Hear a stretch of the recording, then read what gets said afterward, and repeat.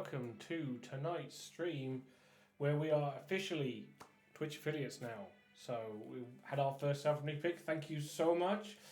Hype train, sub train, let's go. Oh, hype train's up, there we go. Look at that. See? Hype train incoming. Oh, thank you, Baskin, subscribing. Oh, it's exciting. It's a whole new day. Unfortunately, I have so many things. I have so many things to sort out on the stream for this next level. But thank you so much for everybody who's got me this far, and yeah, thank you for you guys for subscribing already. Right, so what is it we are on to tonight? We are painting some trolls, stone trolls. I'm very excited to get these guys. I love these models. They were fun to build today. As you can see, I've already undercoated them with Mechanicus Standard Grey, and then I have airbrushed on some Thunderhawk Blue just to save us some time.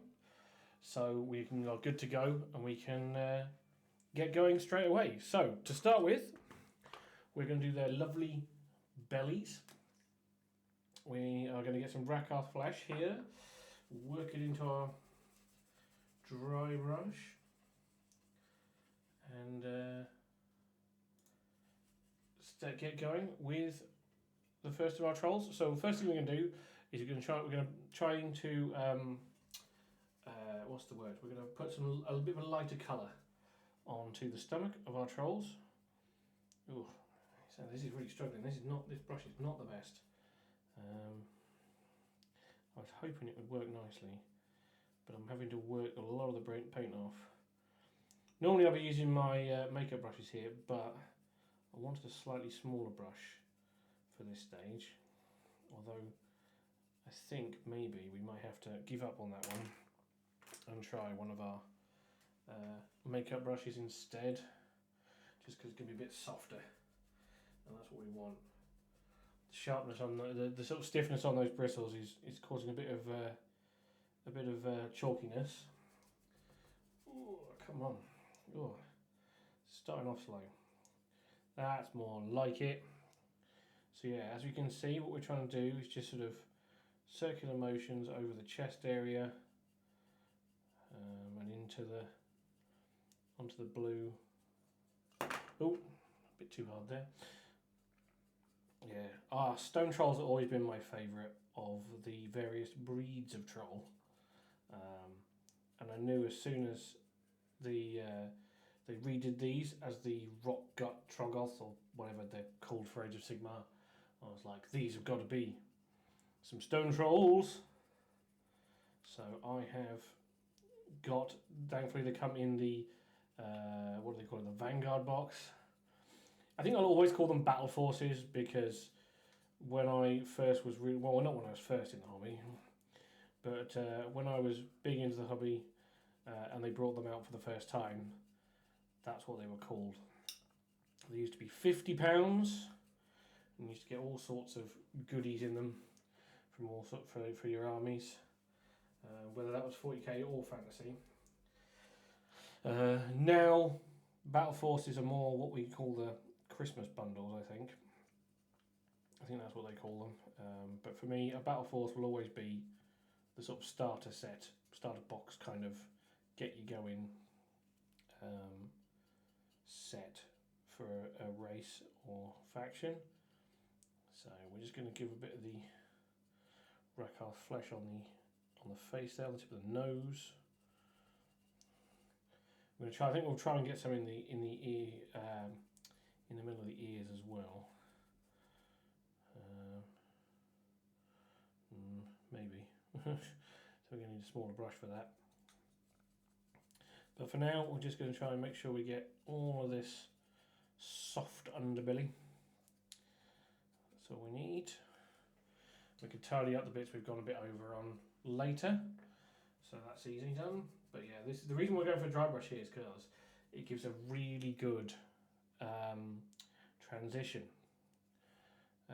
between the sort of blues, and because these guys are supposed to be like very stony, that sort of dry brush effect really helps give it more of a sense of that sort of stony texture.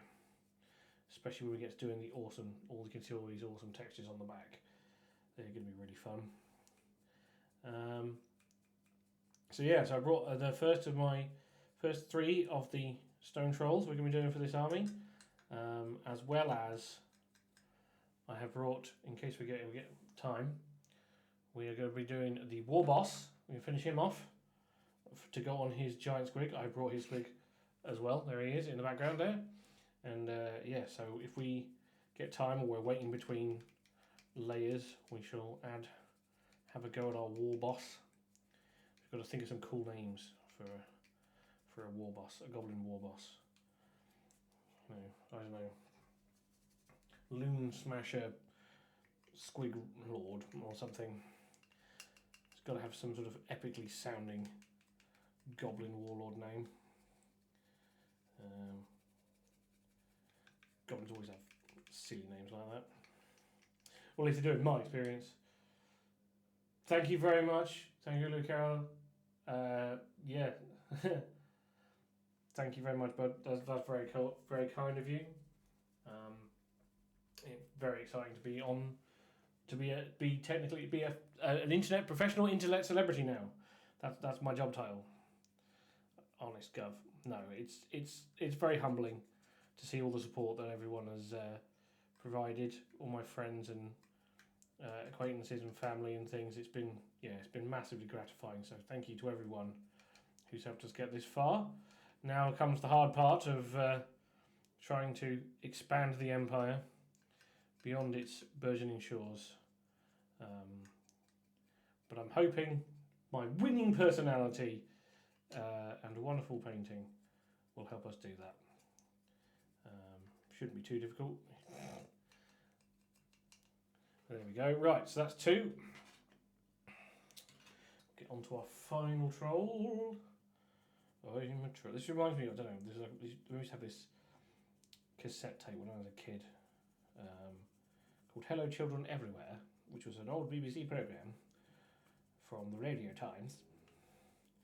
And there used to be a song with the Billy Goat's Gruff, and the troll used to sing, I'm a troll, fold you roll. I don't know why, but that pops into my head when I'm thinking about these trolls.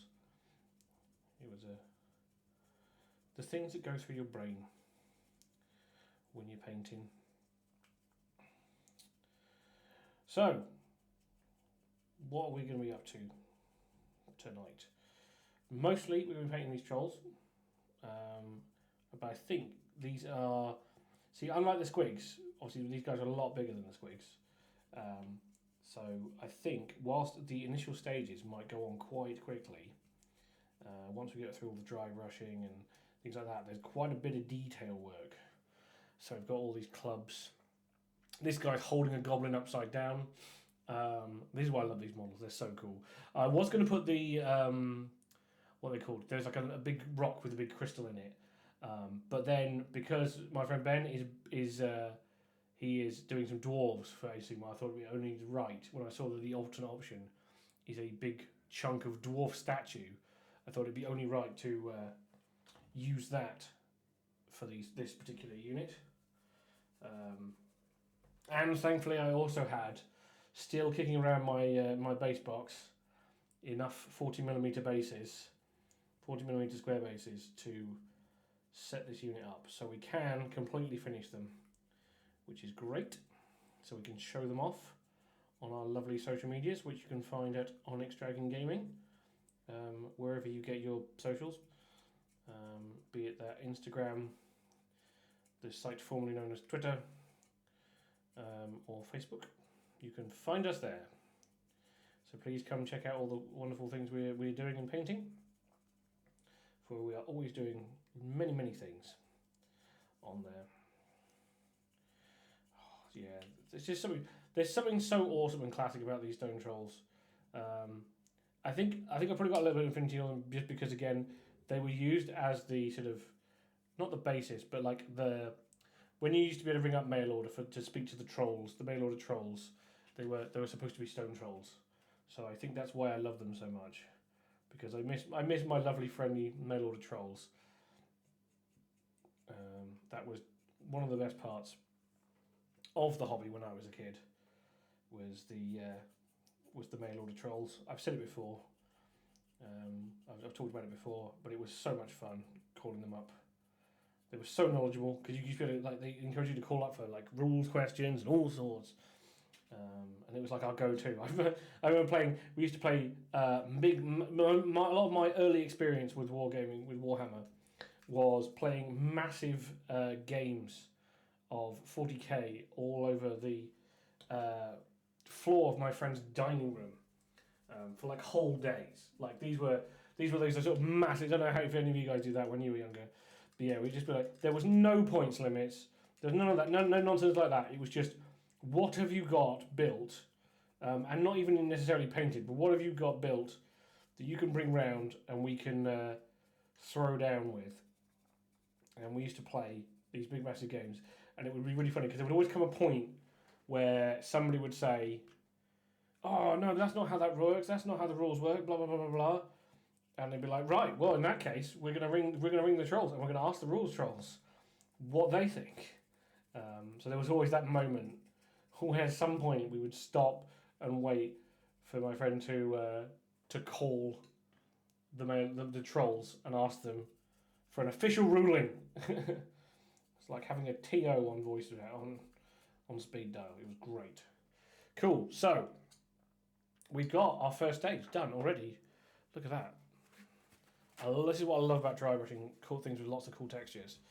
Is it's so good. You get them done so quickly. So next step up, we are going to blend in. I'm just going to check that we didn't want to tidy anywhere up with some Thunderhawk blue. I think we might just, there might be a few areas that I'm going to go back into with some Thunderhawk blue, just to sort of keep it neat, like this knee here. Just got a little bit too much on there, so we'll just paint that in. Same on this leg. Down these arms. Just want to keep it mainly to the sort of chest area. Pick up these stony bits as well. There we go. On this side of the head. Just keep looking at those ears. Under the chin. There we go. Yeah, so he's just a bit neatened up.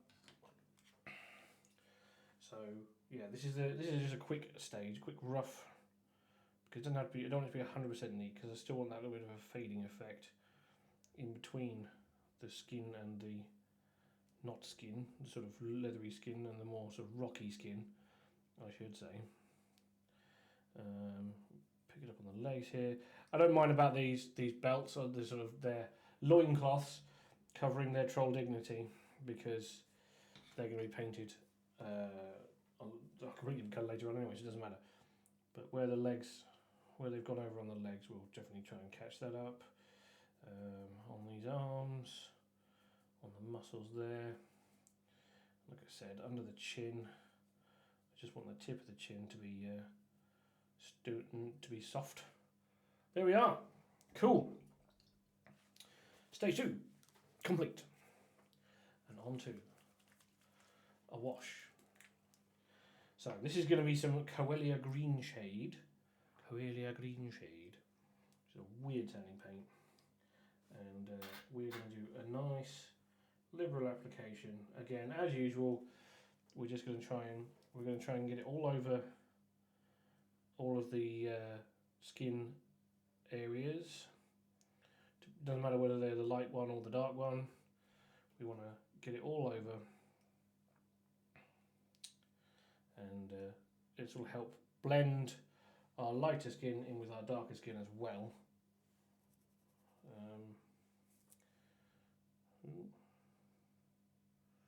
Just thinking whether we might need to thin it down a little bit. Yeah, I think what we'll do is we will thin down this Coelia Green because I think it's going to, whilst it's going to look really good on the thick parts, I think the problem is it's going to be a bit too thick when we come to covering the mineral torso. So break out our trusty, oh blimey, Lamy medium, if we can open it. Christ almighty. God, blimey. That is well and truly rock solid. There we go. Wow. Oh, well, there we go. It's set inside, that's why. Good lord. Right. So about this, it's taken me a little while to get into the lamy medium. There we go, we got there in the end. Right, so let's just get a good dollop of that in there. See, lamy medium is great if you want to spread the pigment of the wash out. So you make the wash itself thinner. Whereas if you use water to mix in with the wash, you kind of, whilst yes you do make it thinner as well, it tends to the pigment won't be even. Which I actually like I said, sometimes we use it like we did on the mushrooms. There we go, that's much better. So now we're getting a subtle tint to our troll rather than a big stain, which would really go a bit overwhelm. I think it would definitely overwhelm the this lighter colour on the torso. But as you can see now, where it's coming on now, it's giving it a little tint and bringing the colours together rather than just staining it green, which is not what we want. We want it to tint it a little bit so that both colours and textures are sort of drawn together a bit. It's one of the best things about washes. How did we deal with them? What did we do before washes? I do remember when they first came out and we were like, oh, what is this witchcraft? Badass black as it was then was or badass black because that's how cool it was and how cool we were. When the first washes came out, yeah, it almost revolutionised painting. Same with the contrast, really. When the contrast came out, like Games Workshop made a really big deal of it, and they sort of it was really good for a lot of things.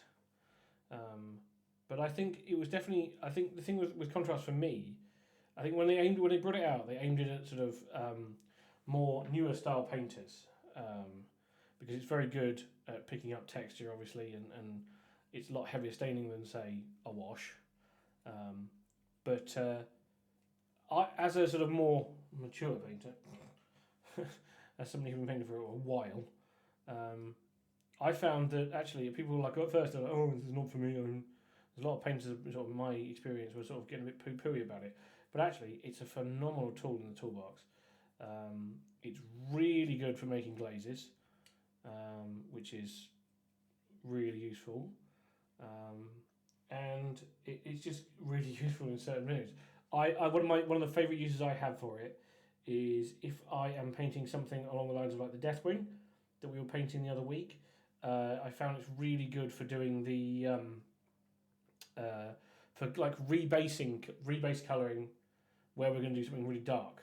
So for example, the new Belial model that's coming out soon, I think when I come around to painting him, we're going to be using contrast to, once we've sprayed over all the colours for the bone armour and painted that in, we're going to be left with a really bright cloak because he's got a big cloak on him. So being able to paint, to put some Black Legion contrast straight over that is going to be awesome. It's going to save us so much time, and then we can go back in and paint it green on top of that. But yeah, to start with, that's good. Yeah, that's one of my favourite uses for it. Friday, I'll link to it on Friday. You're going to see a bunch of contrast paints being used because again, whilst they're really good and Citadel did a fantastic job of showing you how good they are for their products, they're also or even more awesome for Star Wars things, such as the Legion miniatures, which we're going to be having to go out on Friday. I still haven't quite decided what it is we'll be painting, although I am heavily leaning towards something Empire-y, because they are my faction of choice. I'm very excited that this year is, again, outside of my Games Workshop adventures, which we've probably talked about quite a lot here on the channel, I'm very excited to get back into playing some very casual Star Wars Legion. I've been wanting to do a proper Blizzard Force little army project for them, and by that I don't mean like the standard, what is the standard meta in inverted commas list of loads of ATSTs. I want all the other stuff. So I want to have lots of snow troopers, obviously. The E111 blaster, sort of heavy machine gun type thing. I really want one of those, at least one of those in there. Some jet bikes. If I can find because the great thing about the Legion community is there's loads of really cool STLs for 3D printing, and because I did invest in a lovely 3D printer last year. Almost one of the major reasons was for Star Wars Legion. I invested in a 3D printer so that I could print off some of these files, and I'm very excited. I would want to print. Like I said, I want to paint. I would like to replace the riders of the jet bikes with snow troopers, so they fit in more with that environment. Because I want to do a Blizzard Force, but I also really want to do an Endor Force as well, with like really cool forest bases. There's some really awesome plants and stuff now you can get for basing, which I've seen from, I think, is it Green Stuff World maybe? I can't remember who, or 3D Scenics or something. I'm not very good with company names. I've just seen the product in the wild. But I saw it. They have a large stock of it in Harlequin Games in Preston, which is keeps catching my eye and making me think of all sorts of plans, which is dangerous, obviously, with my massive list of projects I already have. But yeah, so I keep looking at them thinking, oh, it'd be really cool to do a proper full-on Endor army, because then it's an excuse to after that, after done the Empire, to do an Ewok army, because now there are Ewoks in Star Wars Legion, which is the greatest thing ever, in my opinion.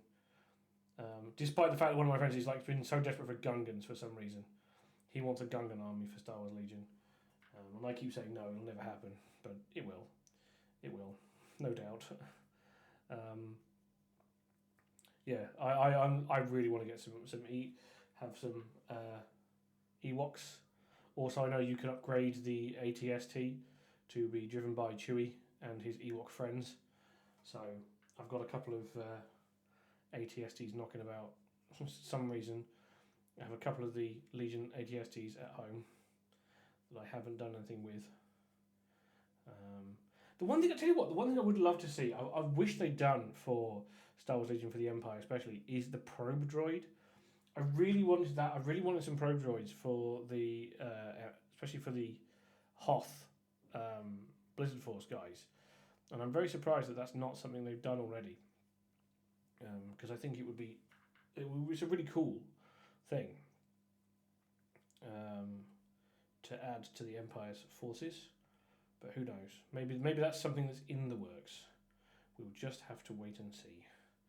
I know that this year they're doing a lot of re-releases of models where they were previously in the weird rubbery plastic that's horrible and disgusting and really annoying to work with. I know that. So we're now getting awesome plastics, hard plastic kits for that, which is awesome because they're a lot easier to work with and they will take paint a lot easier. But yeah, I also want to see new things. And by new things, I mean old things, because I don't want anything from the sequel trilogy. Yes, I'm one of those Star Wars snobs.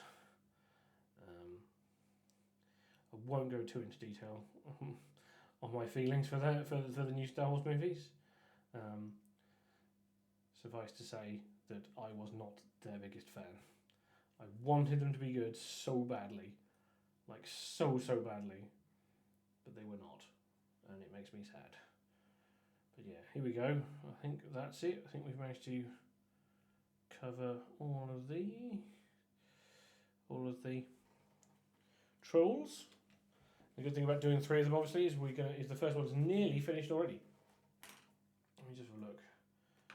Oh, he's getting there. There's a bit of a puddle there on his chin. Get rid of that. Yeah, that's it.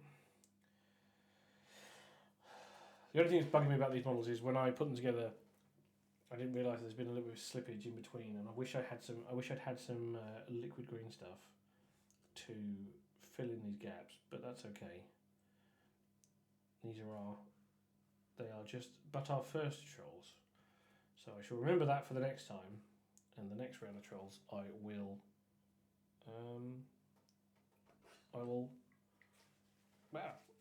remember that and get some green stuff and fill in the holes. Right, it's time for the famous Happy Hobby Hairdryer time. So 1 second while I mute everybody.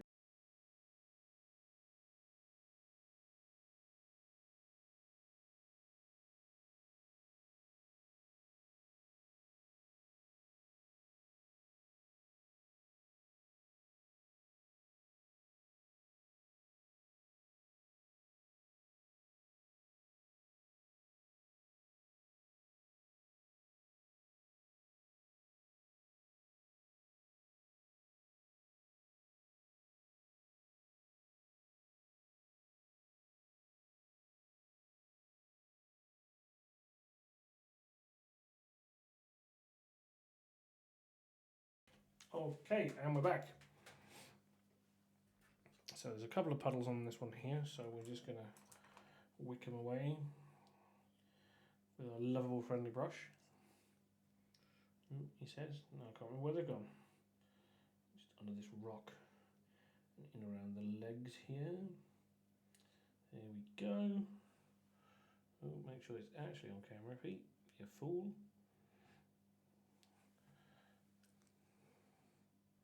Oh, nearly done. And this fellow's got the same issues. So we've got a couple in the, just a little bit in the neck there, down the side, in his lovable butt cheeks and his knee bends. I've got those all wicked away on the feet there. There we go. And now we just let it all go fade away. Cool. Jobs are good. Right, now what we're going to do is we're going to go back to the Rakarth flesh and just lighten up their stomachs a little bit more again. Although we've got to be very careful this time because we really don't want to get it on the blue now that we've washed it. So we're going to really work in the paint here. Although mostly this is just going to be on the main belly. I'm just going to check it out on my hand. I think there's a bit too much there. So we're just going to dry brush very gently. Just picking up the highest parts here. And sort of smoothing in a couple of areas. There we go. Perfect. That's exactly what we want. And we'll just do the same on the other two. Just give it a little bit of a circular motion so we catch all the different angles. Oh, they're looking like they're a little bit wet still. So we will try and dry this off and give it a go. Oh dear. So one thing I'm thinking of doing, I have to say, I've noticed that this is the quiet time. I'd say this like I'm not just talking out into the void, but I've noticed that this is one of the quieter parts of the evening, is 6 till 7. So I am tempted to adjust my streaming time so that it is a little bit later for those of you, because I think we have the most fun, especially it seems, we have the most fun around sort of 9-10 o'clock, just as I'm winding down. So I'm thinking of moving the stream back a little bit by an hour to give people time to get home, have dinner, and throw on the stream after they get back, which hopefully should help people, because at this point it's very quiet out there in internet land. And it's difficult to keep going. To be honest, it's the hardest time for me to keep talking because there's nobody out there. Is there nobody out there for me? But I shall quickly go back to the hairdryer.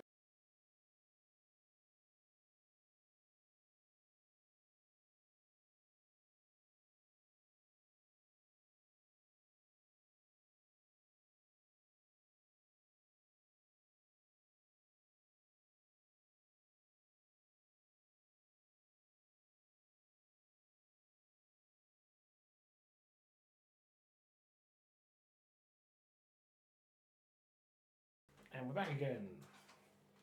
So that should be dry enough now, he says, that we can now lighten it up just a little bit. Get those tummies all nice and rounded. I have realised I've forgotten one stage, which is the middle of the back of the trolls. But we can go back in and do that in a minute. I don't think it'll matter too much. So yeah, we're just going to bring up the colour again on the stomach. Trying our best not to get it anywhere else. Just on the edge there. A little bit on the ears. But like I said, mostly we're just here lifting up the colour of the stomachs, pushing it away from the bluish colour of the rest of the troll. Again, this has not been the driest, but I think it's working out all right. So we'll just finish that. Hey, there we go. Right. So that bit's all done. So what we forgot to do, or I forgot to do, is paint the middle of the stone troll's backs with a much darker colour. So what we're going to do, we're going to take some dark Reaper. Take some dark Reaper, and we're going to go down sort of the middle of the back. So from the middle here, it says, right, so from the middle, we're just going to go roughly down the middle of the back. It's dark Reaper, isn't it? It is dark Reaper, good. We're just going to come down the middle of the back. Now I should have done this first so that it would blend in with the wash, but that's okay because we'll just come back in and do another level of wash, thin down, and it should help it blend in and bring back the texture, because that's the other thing we're losing by doing this. It's obviously the wash went in between all those cracks and gave us quite a nice definition on it, ready for even more dry brushing. Yeah, we'll get in there, give it a blast with the old hairdryer, and you'll never know. So, yeah, thankfully the difference between these two colours isn't massively stark, so that when we come back in a minute, it should be still, it'll be slightly darker, but it will hopefully transition nicely between the two. So back to the old hairdryer.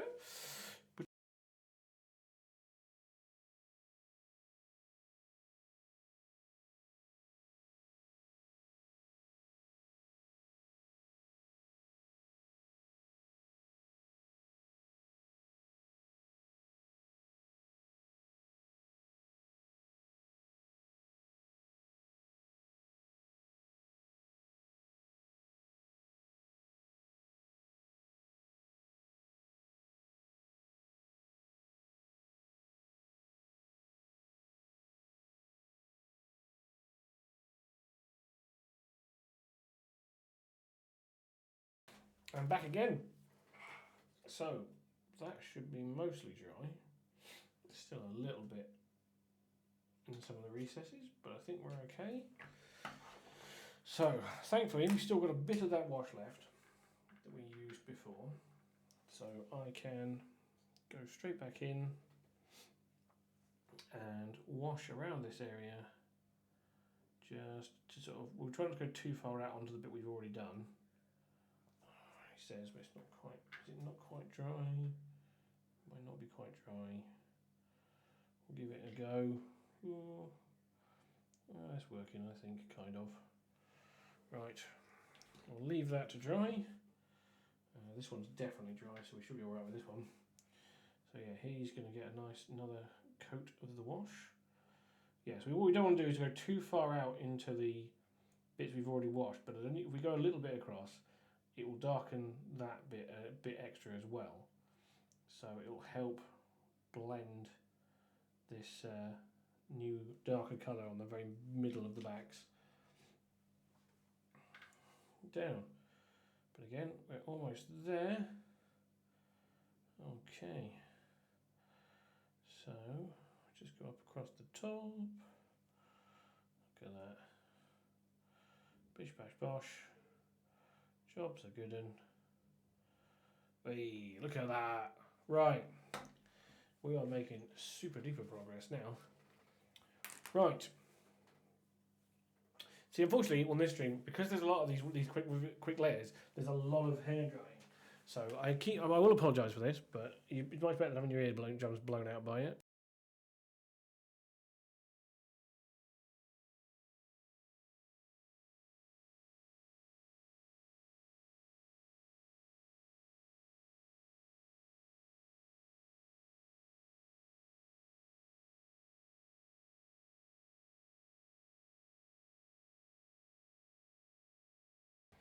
Oh dear, this one, there's just a little bit of too much wash is just pooled at the bottom here. So I'm trying not to let it run over the stomachs we've just done. I think in my haste to get it all done, we're rushing maybe a little bit too fast. So we'll try and slow down a little bit.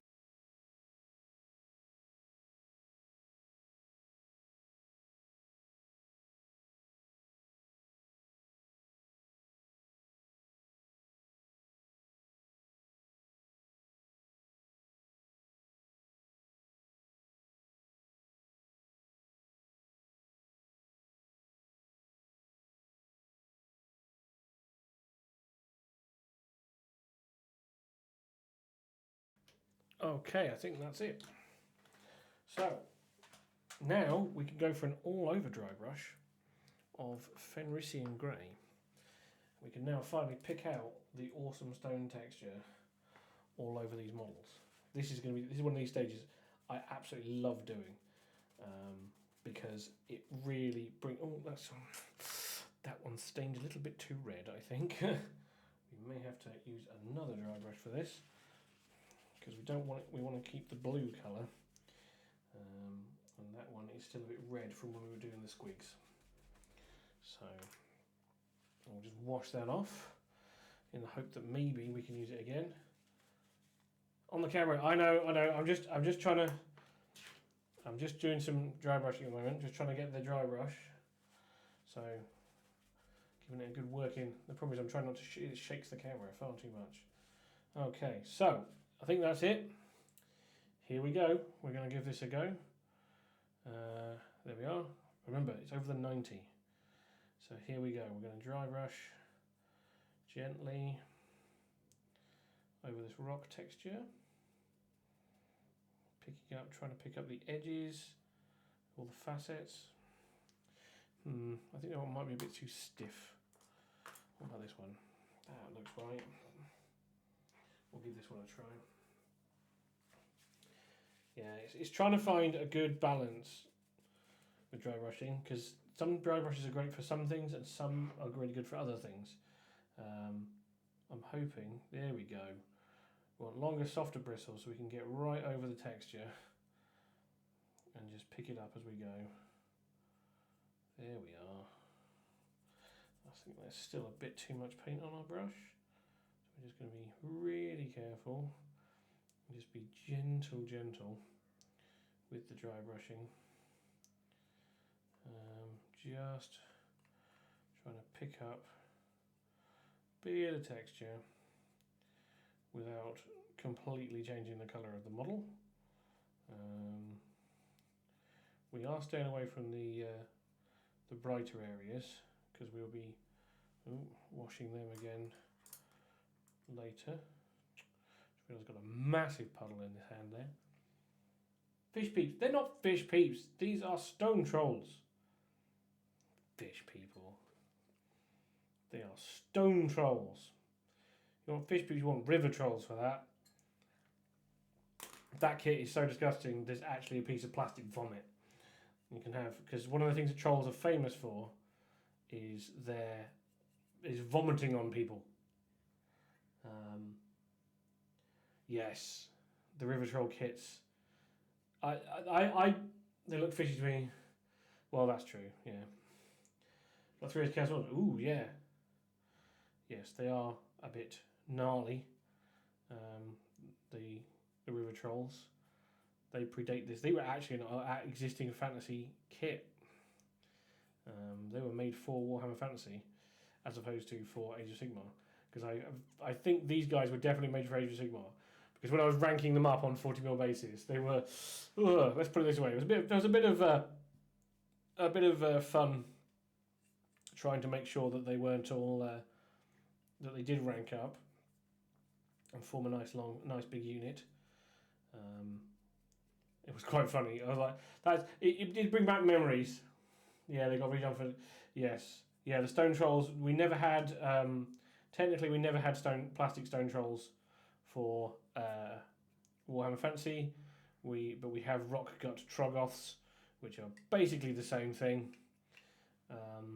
for Age of Sigmar. But they do rank up just about. River trolls are the OG. They were one of the kits I remember working on, and when I worked in the Games Workshop Design Studio, in fact. I remember because this was at the dawning of the age. This was at the age just between when everything was done on CG.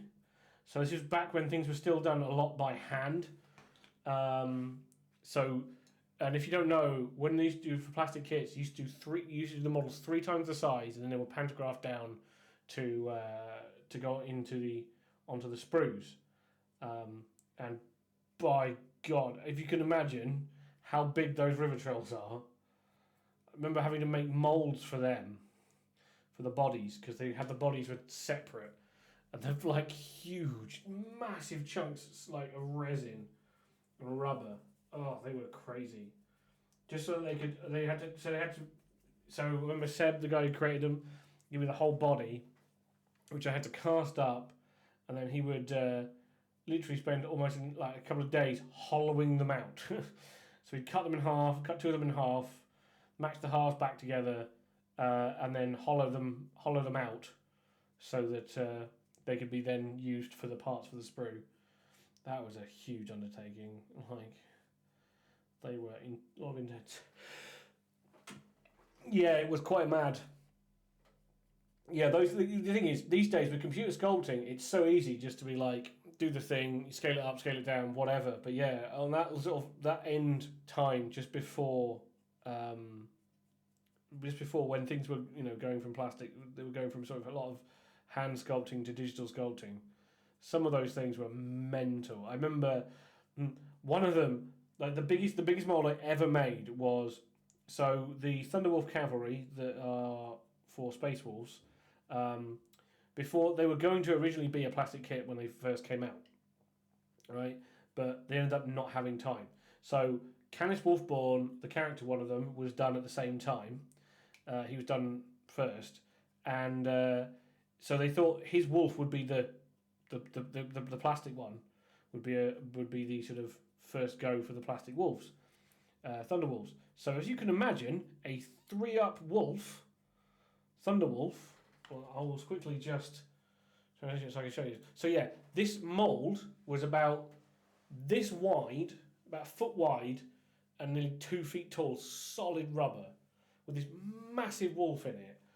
And I remember I had to use a special scalpel to cut it because I was using mold maker. And yeah, I remember digging into the top with it, pulling it back, and then it jumped out and stabbed myself in the arm with it. That was fun. They made me wear chainmail gloves after that. and I was sad because chainmail. Well, no, I wasn't sad. They were kind of fun. They were fun to mess about with, I should say. I shouldn't probably say that, but I like chainmail gloves. There's something really satisfying about when chainmail shrinks. Don't know if you've ever played with it, with the weight and the sound and the feel of it draping over something. It definitely stimulated my autistic stroke ADHD brain. But yeah, those are some of those things were the gnarliest things to make. Yeah, when 3-ups were a thing, they were nutso. Yeah, because they make them, because obviously the thing as well, the bigger things. So obviously you've probably seen like greens and things for older models, which are made from literal. It's called green stuff. It's the sculpting putty that is like famous for being used for miniatures and things. But for bigger things, like really big things, so monsters and stuff, it uses a brand of stuff called Sculpey, which is really good for big things. But it does require A, it does need to be fired a little bit to set, and B, it is just so brittle. So, like again, with those river trolls, if you've seen the bodies and stuff, and how they've got like bits of matted hair and things on them and stuff like that. So these are all made in this really sort of brittle material. So when I've had to be very careful when actually pouring the resin. Obviously, you'll be very careful that you're not breaking it as you pour the resin into it. But when you took it out, oh my god, there was just no way to get the damn thing out without breaking off pieces. So you'd pull obviously I had put a lot of weight and force behind pulling these molds out, pulling these things out of the mold. And the little tassels were beginning to break. So you'd spend like 5 minutes fighting with this giant like piece of Sculpey to rip it out of a piece of rubber. And then I'd have to spend another hour going back in with tiny freaking like forceps and pliers and stuff, trying to get all the bits out of the mold, the last bits that had like stuck. And eventually you just end up giving up, and then you run a quick cast through just so it'll bond to them so you can bring them all out. Yeah, it was a really fun year. I learned a lot of stuff that year about moulding and casting models, and the design process of GW miniatures. It was one of the best years of my life, and yeah, it was absolutely awesome. Plus, every so often you got told you had to go and play a game for a day. I got to take part in a battle report for Apocalypse. That was really fun, and I got to see how the battle reports are fudged. Because I remember it was the Apocalypse thing where they released the Stomper and the Shadow Sword, and I was controlling a Reaver Titan, and I fired at one of the Stompers, completely missed, blew up a Stormlord, which then flipped over and blew up another one of the new Stormlord variants in one go. So they were like, yeah, we kind of need to unwind that because that looks kind of rough. When we're showing off the new thing, and I was like, oh, but it killed all the things. But it was good fun. That was one of the best games I've ever played, because we had a GM who was telling us that we had like our leaders were fighting a game off in a different room, and they got aerial reconnaissance photos, and then we get orders sent through from a different room, which is really fun. Ooh. See, today's stream is hashtag not sponsored by Pepsi Max, because I'm trying to back off on the Monster a little bit.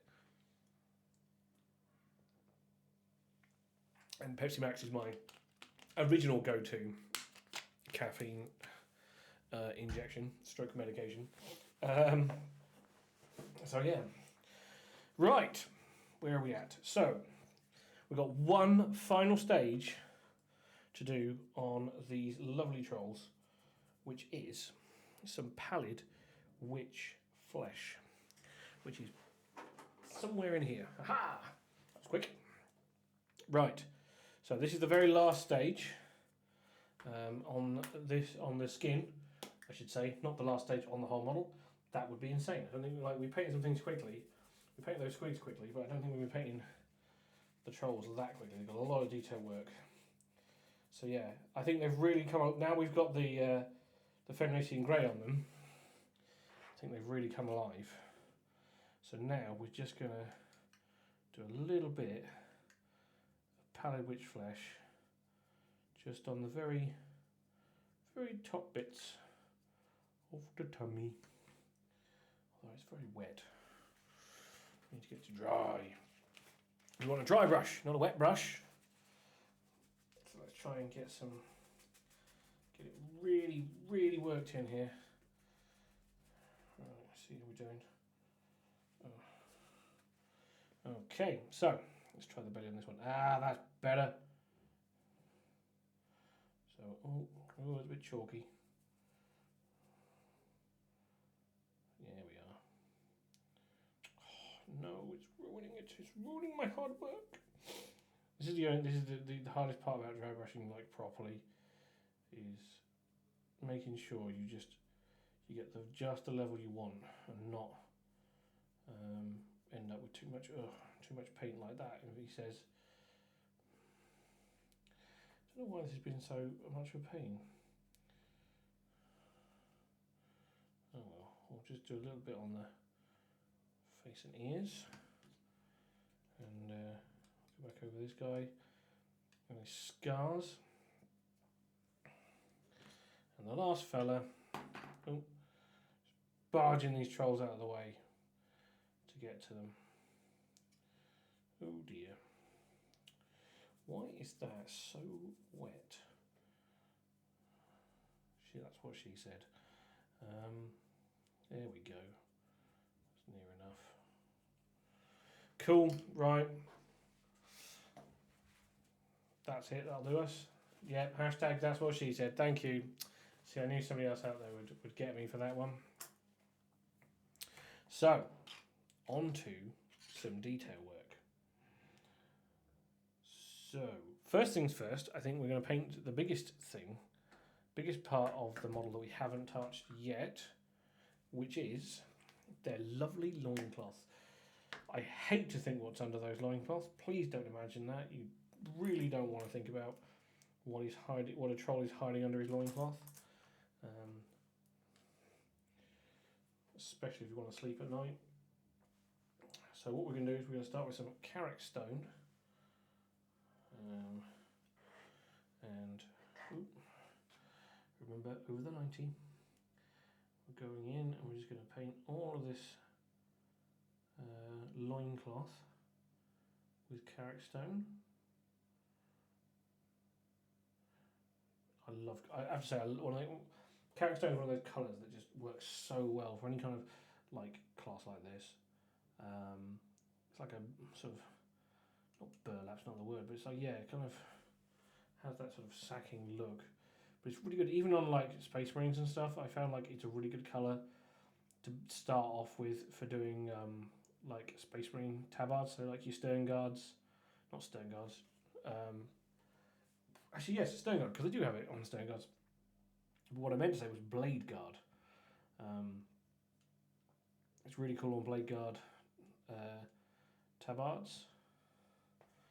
It's really nice. It stands out quite nicely. It's really good. You can shade it really nice quickly with Agrax Earthshade. And then build it up with sort of a Shabti Bone and Screaming Skull and things like that. But it's just a bit different than just your Shabti Bone, which isn't always. I just think, I don't know what it is. Again, sadly, I am not the best person to come to when talking about technicalities in terms of colours, and I don't use the big sciencey words for that. I keep my sciencey words for physics and engineering. Yes, I don't know my big sciencey words when it comes to colour and pigment and tone and whatever. I go back as far as light this and dark that. And occasionally things like words like pastel-y, whether that's appropriate or not. He's got a catapult. He does. He's got.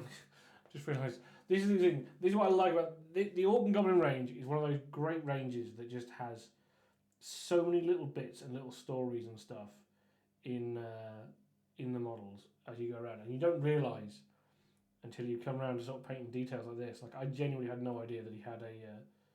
I know he's got like a. I knew he had a pouch with rocks in, but now this makes a lot more sense. Now that he's got. Now I know, because I saw the pouch of rocks, I didn't see the catapult that he has behind it. So now it all makes sense. The story is coming together in the model. So be very careful. Don't mind if I go over the rocks so much, because we're going to repaint those in a minute. So now I've got to figure out which part of this is. I think that's it. The bit that's actually part of his loincloth, and which part's part of his little wooden catapult. That's the word I'm looking for. Slingshot. Catapults are a lot bigger. Yeah, these are they're so much fun. Again, this is part of the reason why I wanted to paint this on stream, is they just have, there's so much character in these models. They have so many different textures, so many different colours to sort of mess about with, beyond the basics of black, red and silver, which are, as we all know, is the holy trinity of colours. So yeah, there we go. That's pretty much all that done already. Just neaten up on the back here, make sure we've got a nice smooth coat. Brrr, there we are. Yeah. Get you out of the way so I can remember where I've got to hold the model so I can show it off. Right, so this fella, he looks like he's got some bits of skeletons hanging, and they specifically look like they're goblin skeletons based on this skull here. That nose definitely says Night Goblin to me. So yeah, this is where we're going to see how much of a difference in colour Carrick Stone highlighted up is to bone highlighted up. Or at least the recipe I like to use for bone. Oh no, there's still. Oh dear. There's still a bit of wash. It's not quite dried on this bad boy. That's annoying. Well, we'll try and wick away as much as we can, because we'll just come back in and repaint that. So you can sit there, my dude, while we paint your third brother. There we go. He's pretty simple. He's got himself a nice, just simple loincloth with a bone and a couple of bits of metal rings tied in it, just to keep it weighted down. So it doesn't. I'm assuming he's had a Marilyn Monroe moment at some point, where he's walked over some sort of thermal vent in the dark underground of the caverns, and it's blown his loincloth up. And probably every goblin for like the line of sight is probably desperately trying to explain to him that he needs to put weighted metal tabs in behind his loincloth to keep it weighted down at all times. All times. So we're going to try and keep him covered up, because this is a family-friendly stream for the most part. At least until 9 o'clock, until the watershed. It's PG-13, which means I get one F-bomb before 9 o'clock, right? That's how it works. Although whenever you guys swear in the chat, I have to manually accept it. So please keep the profanity to a minimum, because I'm busy painting. Here we go. Right, so he's got a bit of this loincloth all around his legs. There we are. Ooh. Okay. See, this is where I wish I hadn't had the arm down. The great thing about this kit is it's got so many variants. Like, I only built like 3, obviously. But there's just so many different variations you can have. There's like 8 or 9 different heads. No, I think it's even more than that. It might be like 12 different heads you can give the trolls themselves. There's also, I think there's like 3 or 4 more like variant arm pair, like left and right arms. The only one that comes like there's 2 with like they're both arm set. There's this guy with his rock over his head, and there's a guy with a massive great weapon. But all the others have like a left and right arm and torso that you can combine however you want. So you can make quite a lot of different variants from the same, and obviously all the torsos fit on all the legs. So you can make whatever you want, really. There's one guy I think with a deer over his shoulder, very reminiscent of Tolkien's trolls. There's I'm trying to think what other variants we have. No, that's the only ones I can think of. I remember it right now off the top of my head. Did I do the back of the loincloth? I didn't. See. You don't want to leave the back of the loincloth unpainted. That would just be weird. But yeah, it's such a cool kit. Well, the whole range is awesome. The squigs we were painting earlier, there's like 10 different sets of legs, and I think 10 or 11 different, what's the word, heads with all doing different squiggly things. So again, there's loads of variation there. The only thing there's not a huge amount of variation in, but like let's be honest, you don't really need lots of variation in, is the basic Night Goblin troops, and that I don't mind because let's be honest, there's flipping hundreds of them, and you don't really need too much variation. I mean, granted, there's like 20 different bodies and 20 different spears, but they all look kind of the same anyway. And like I say, if you're going to paint a Horde army, I'm telling you, Night Goblins is the way forward. They're mostly black, or whatever colour you want to paint the robe. Obviously, for me, that would be black, because, like I said, black, red, and silver are the primary colours of painting. At least that's how I believe, anyway.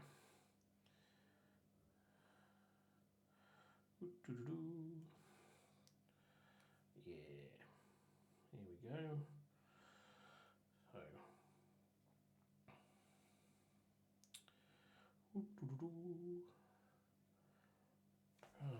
The Holy Trinity. Indeed, that's exactly what it is. Black, red, and silver. And the Lord doth say, go forth and paint your armies, black, red, and silver, for their colours go well together, and are relatively easy to paint. And lo, it was so. And they went forth into the land, and there was much rejoicing.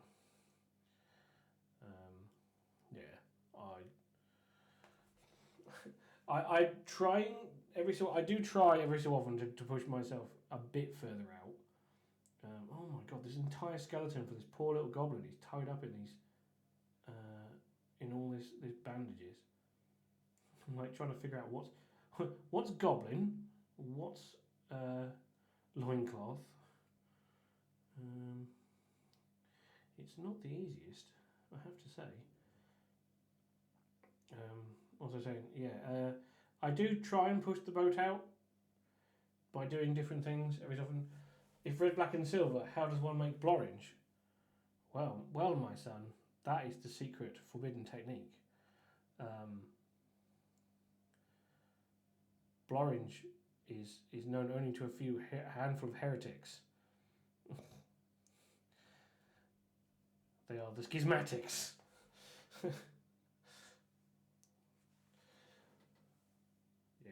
No, only the true faithful know the ways of black, red, and silver.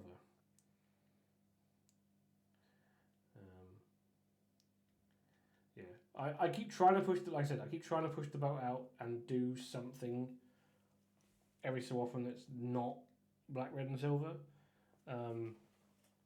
Like this army, for example, it's black and it's red on the squigs and like some silver because there's weapons, obviously, but there's also blues and flesh and green because of obviously all the goblins. So I'm trying, I'm pushing myself out there. My dark elves, they are black, silver with the red, but there's purple. That's different. What else?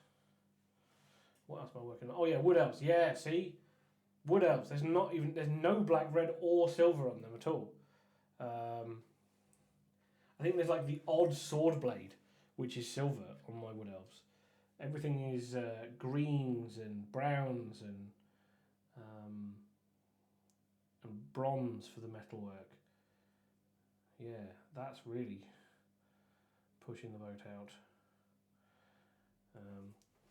I try and keep at least one comfort colour in there. Like I said, if I'm going to be doing what are they called, Bretonians, they're definitely going to be blue and black. Because I think I really like that and it's a bit different. Again, I'm trying to do something a bit different to my, like I said, my normal thing would have been to go with the black and red that they've gone for. But I wanted to do something completely different. Not completely different, but something different. One of the different provinces. Yeah, the one that caught my eye was definitely the blue and black. No black, red, or silver on the windows yet. Yeah. Even the eyes. I was starting to think. I was like, is there any red on them? I was like, no, because I do the eyes like more of an amber on things like the tree men and things. So yeah, it's actually. I genuinely don't think they have any black or red on them, especially, which is so weird for me. It's so different. Right, so I think we shall finish these. We'll just let them dry off a bit. While that's happening, I need to find some Mechanica Standard Grey. Because we're going to paint in this. I think we're going to paint the stones. All the stones that need painting, because they all have at least one being stone trolls. I don't know whether they're called stone trolls because they carry stones around or because they're made of stone. But either way, we're going to start with this big dwarf, big stone bit of dwarf. Yeah, like I said, as soon as I saw, because this is the thing, right? There's so many options on the kit that you don't even Games Workshop didn't show off half of them in the various books and stuff that they produced for Greenspike Gits or whatever. So that's quite impressive. So yeah, I had to do this one as soon as I saw that it had a dwarf piece of dwarf stonework. Because Ben, he's doing his dwarves for Old World. He's doing them with the same bases as our goblins, so they can match up against each other. I think that'd be really fun. I can't wait to see both of these forces oppose each other on the tabletop. Because they are going to look absolutely wicked one opposite each other, especially with the same bases. So excited. One thing I need to do though is I need to get some more bases, more square bases for the Night Goblins. I think I've got enough of the bigger bases, because I think somebody correct me if I'm wrong, but I think the Mangler Squigs are on a 50mm base. That could be an adventure, trying to get Mangler Squigs on a 50mm square base. But yeah, I've still got a few of those kicking about.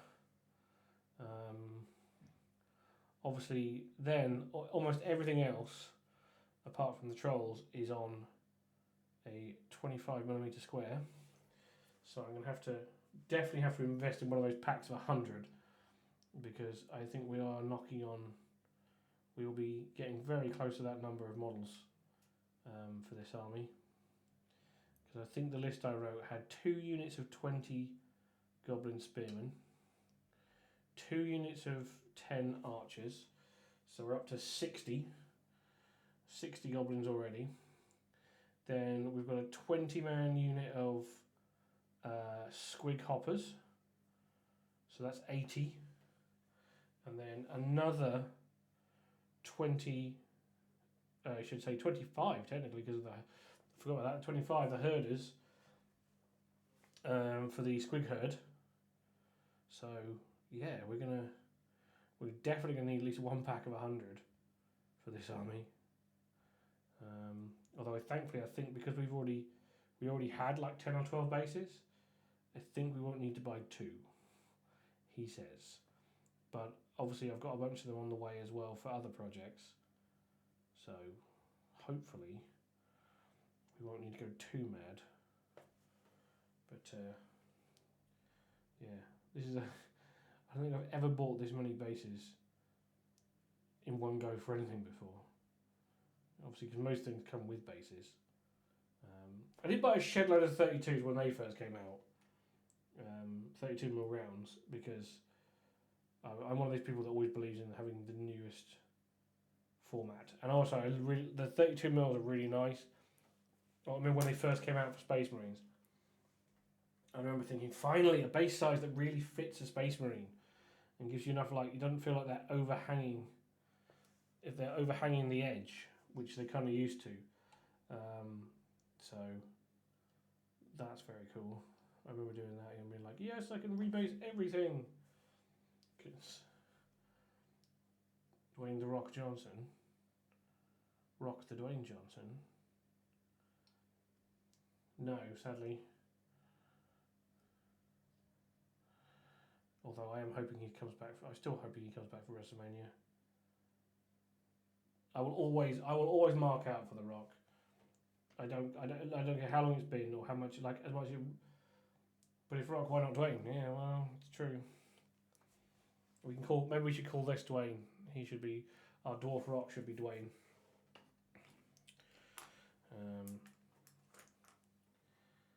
Yeah, as I said, yeah, he's definitely every time he has some of the stupidest moves in all of wrestling. Like the People's Elbow is realistically, by almost all metrics, a rubbish elbow drop. But oh my god, do I not go nuts for it? As soon as he hits that spine buster, I lose my absolute mind. And he broke my knee once when I was watching him on he hit the spine buster on whoever it was that was taunting him at the time, and I jumped up out of my chair and landed badly and nearly wrenched my knee. That's how excited I get. I disregard all safety. This may explain. I mean, I think I was about to say, like, does it explain why I've got such bad knees? No, I think no movements. Do not bring up the movements. This is a movement-free stream. We traumatized enough in the last stream talking about movements. God, no movements. No movements, no. Those creepy white bastards. Why, Finland? You bring us such joy. You bring us heavy metal and moose and rally driving, and then you ruin it all with the movements. Dear, oh dear. They know what they did. Moving with squeak hair. No movements with anything. Movements belong in a hole in the ground, away from the sight of humans. Good evening. Yeah. Welcome. We are painting some stone drills tonight. And definitely not talking about movements, because they are evil and disgusting and creepy. Right, here we go. Time to raid. Cool, enjoy your raid, sir. thank you for joining us, and thank you for your sub. It's very kind. Yes, that is the new level we are at now. We have finally reached, for those who don't know, we have finally reached Twitch affiliate. If you like what we do here, please drop us a subscribe. Or if you've got Amazon Prime and you're not doing anything with your Twitch subscription, because everybody gets a free Twitch subscription as part of your... Hey Benji! You're next door. You're not joining me in the stream life.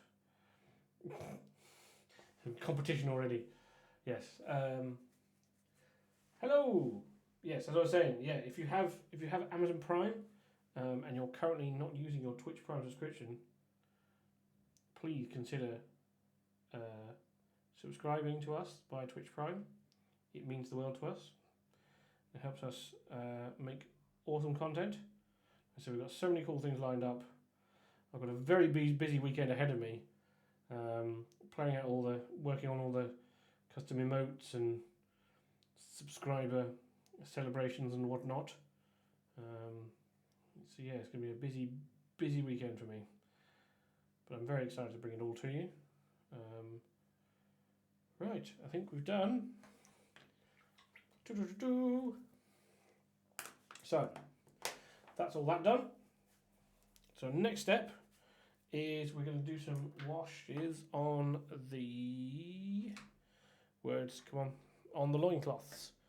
When we find what we did with our Agraxa shade, which we know is in here somewhere.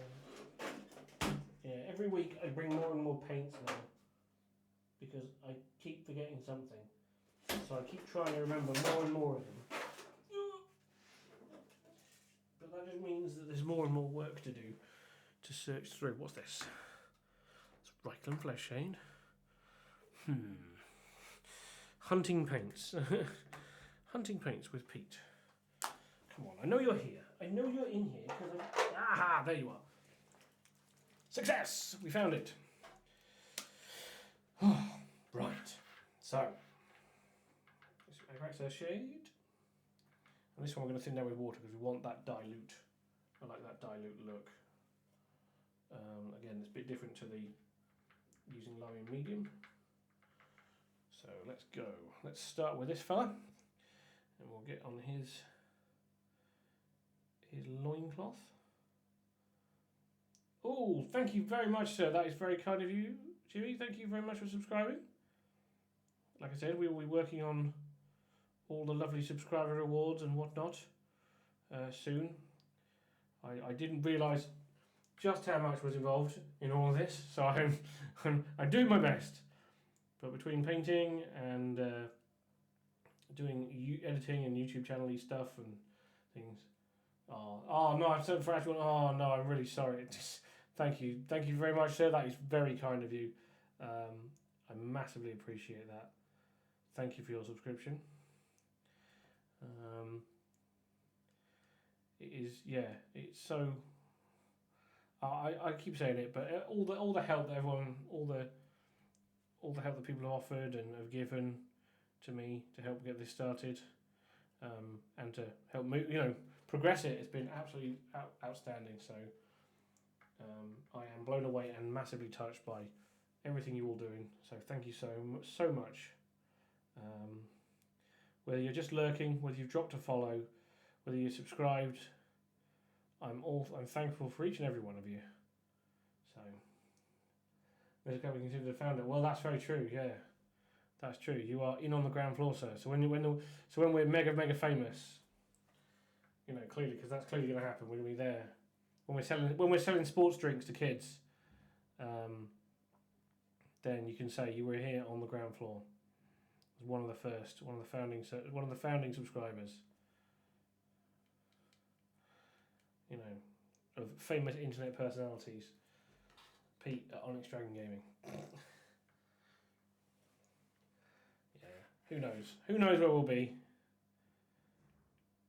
But yeah, with help like this, I suspect we will go very far. So thank you. Right. Ooh.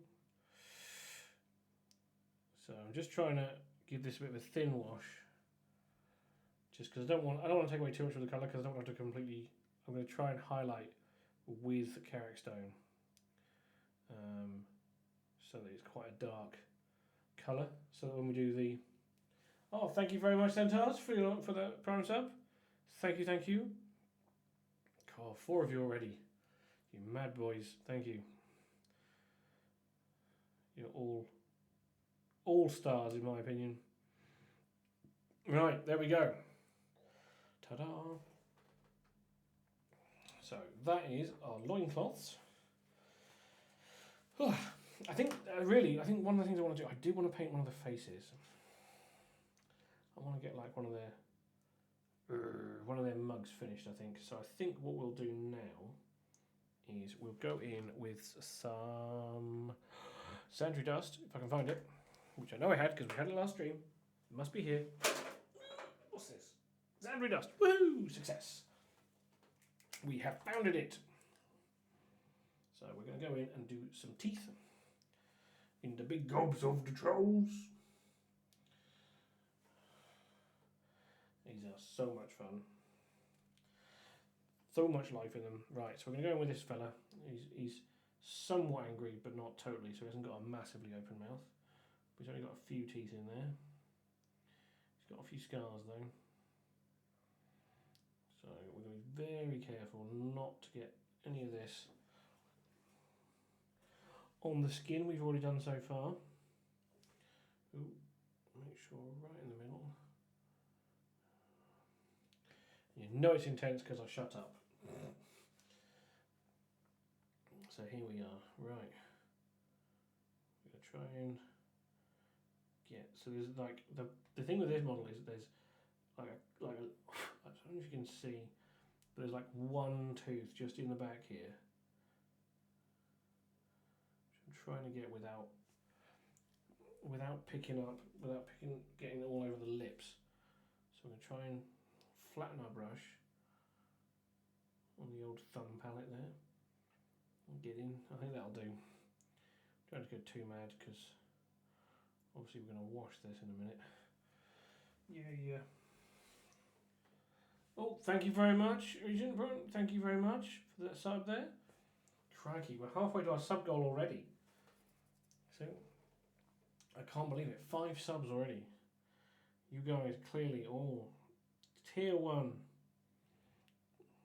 founding members of the cult of the Onyx Dragon. I just think of some cool rank names for the Discord server.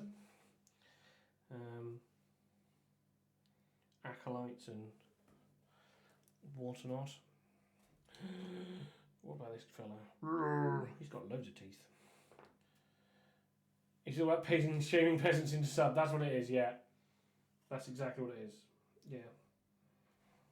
I'd have to start running ads constantly. Be like, well, if you don't want to see the ads, just like, now we're going to do the most important part of the miniature, then hit ads. For Drake, yes. Well, at first we thought like we'd go for dragon ranks. So we have like, I think we might go for like Whelpling, Drake, and then full on dragon. But at the moment I think it defaults to dragon. Sorry, to Drake, sorry. Again, there's so many things to take care of. I'm getting my head around it, I promise. But yeah, if you want to, oh dear. Oh, just completely splatty paint all over the hand here. Don't know if you can see because I've managed to get in there quick enough. Oh, that was nearly a disaster. Improve the dragon-based system. Start with Wyvern. Yes, that is exactly where. Like, I'm pretty certain. I think I did actually put originally. I think I may have put the Wyvern as the bottom level because, as we all know, Wyverns are not freaking dragons. Regardless of what Hollywood keeps trying to tell us. This is I've ranted about this before, but this is the hill I am willing to die on. Is that Wyverns and dragons are 2 different things. Yeah, Wyverns should be looked down on. They're not real. They're not real dragons at all. The only thing lower than a Wyvern is a Wyrm. W-Y-R-M. Because they don't have any legs at all. They're basically just giant snakes. Thank you. Thank you, Jimmy. We will stand on this hill and defend the honour of the noble dragon from the wannabes and fools that think otherwise.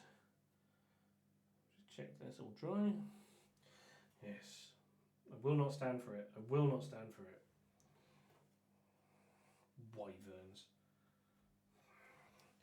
I don't even know why. Like, why did they just... Why is it a thing? Is it just because they can't be asked to animate another pair of limbs? Do we think? They're just like, sod it. We're just going to go, you know, plus nobody will know the difference. You know, it's just a big flappy lizard with wings. It's got to be a dragon, right? We noticed, though. We noticed.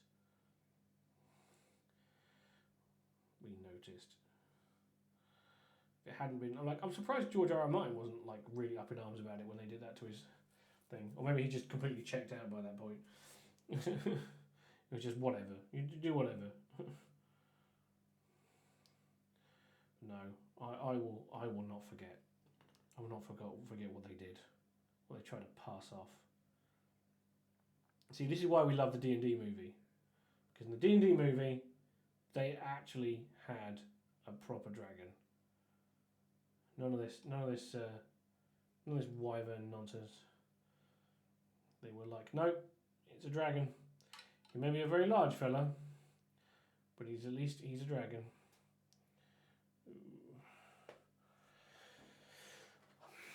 Raw. Right, these teeth. Why did I go for the old mouth?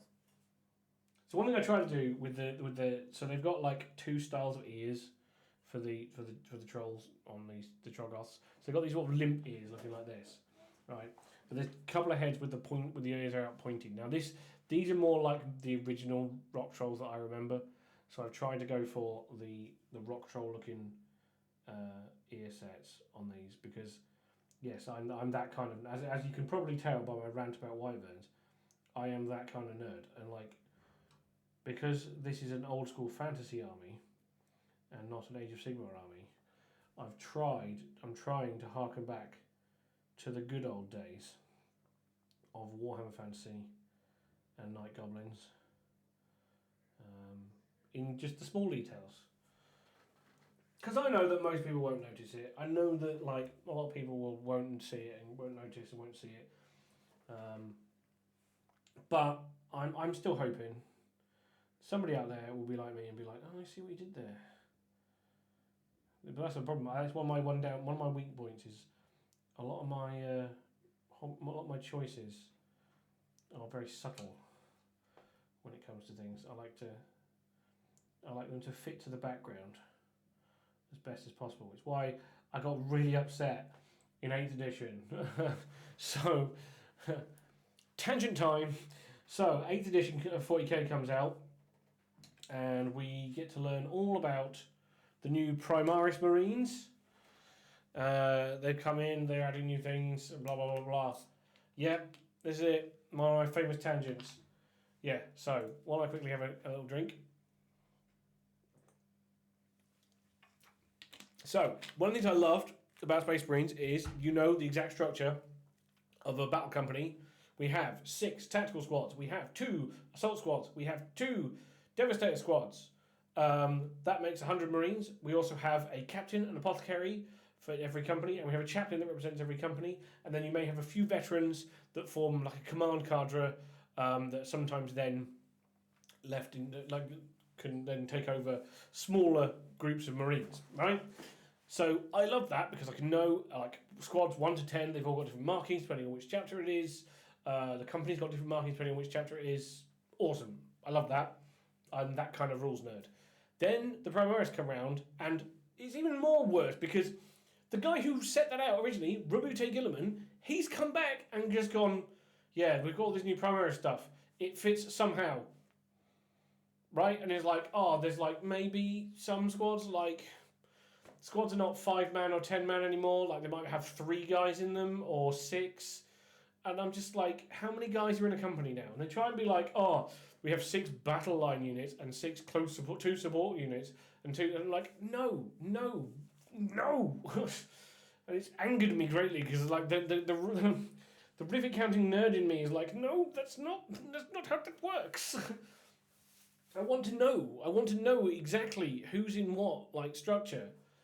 So it's been bugging me now for several editions where they've come in and changed that. And I'm like, it doesn't make any sense. And I've just realised we've missed it. The TISM has been activated, yeah. Damn right it was. I was like, you messed with the thing. I don't like change. It's probably why I don't play Zinch. That's a really bad joke there. But yeah, that was one of my personal bugbears of 8th edition going forward.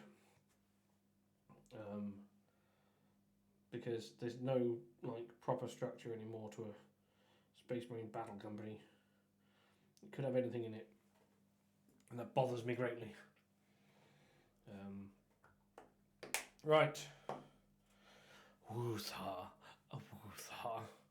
Let's breathe. Let's breathe. The rules have been changed, and you can't change the rules because that's not the way. Yes, did everything was like X amount for there was that was always like no, that was always like a saying, especially during the heresy. I think it was you send a marine to take a city, you send a squad to take a continent, you send a company to take a world, and you send a chapter to take a civilization.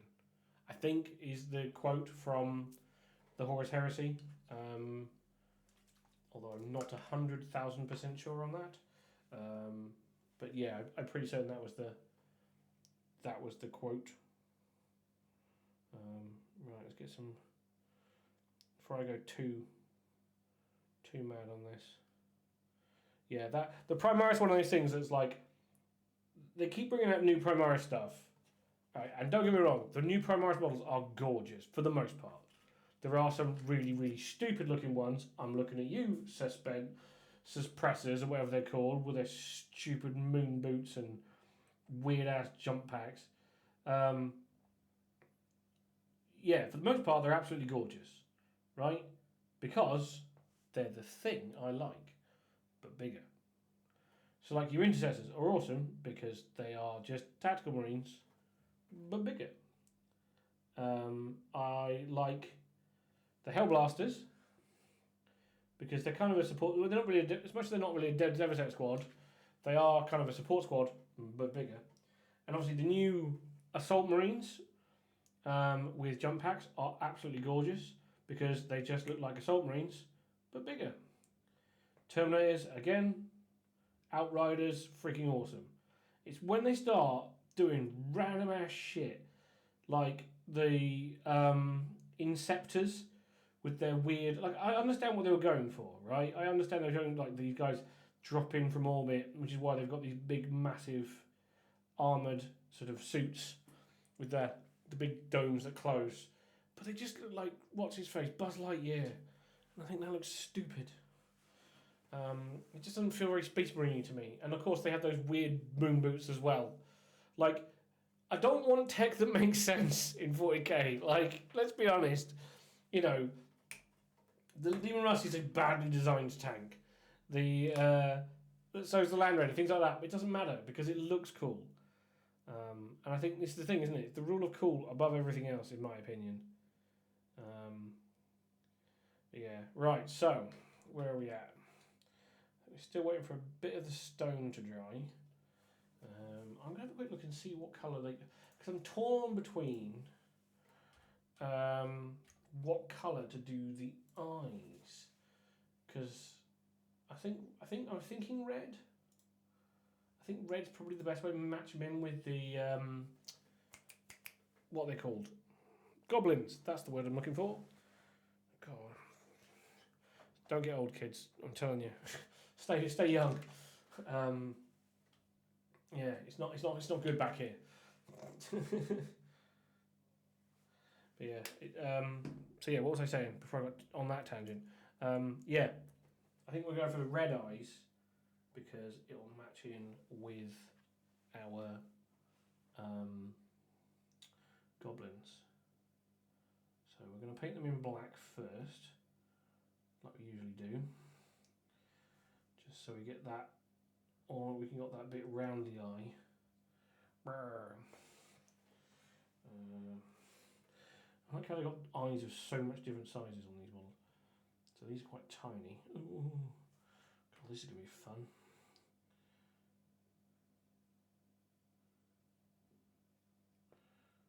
Ooh. Yep, I think that one's done.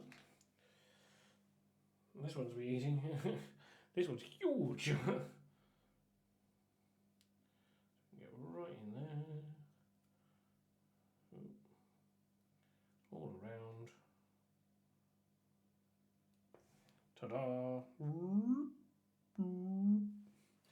He's looking at you funny. He's got one massive hind and one tiny little one on this side. There we go. Ooh. Yeah, this is definitely fine detail work.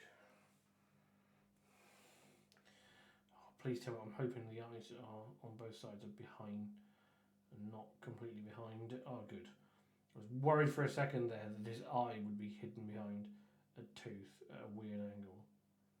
That would have been a pain in the ass. Cool. So there we go.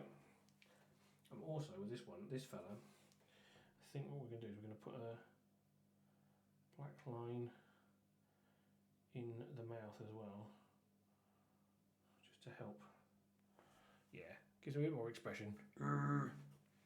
Cool.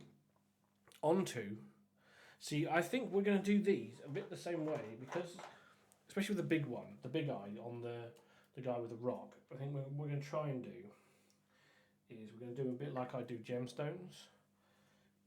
So we're going to try and bring it into a nice, we're going to highlight it up so it's all rounded. So I'm going to start with some corn red on the whole of the eyeball there.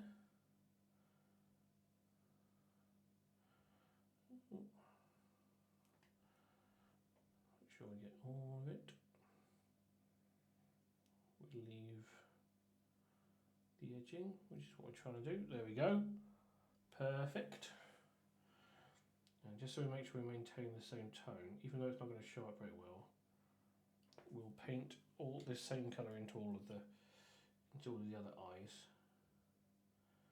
Because if we skip this and then we just paint, say, Mephiston red and Evil Sun Scarlet on the eyes, it might be a slightly different tone, which I want to try and avoid. So the best way to do that is to just do the same, follow the exact same steps. So we're going to go in there, get his tiny little eye. Man, these are freaking tiny. It's almost as small as the night goblins. There we go. Right, so next is our Mephiston red. Our lovely go-to red. I love this colour. Ever since Games Workshop came out with Mephiston red, it's been one of my favourite colours. I like how deep it is. It also sets off really nicely. So, like with when you put varnishes and stuff and glazes on it, it just goes such an awesome colour. Right, so I've thinned it down quite a lot, so I'm going to try and blend it into this eyeball. So we're going to go around as much of the eyeball as possible. We put a little bit in the middle, and we're just going to work it round. So we're leaving some of the red in the corn red in the recesses, and then for these eyes, we're going to go back in and paint a very tiny thin layer over them. So there we go. One there.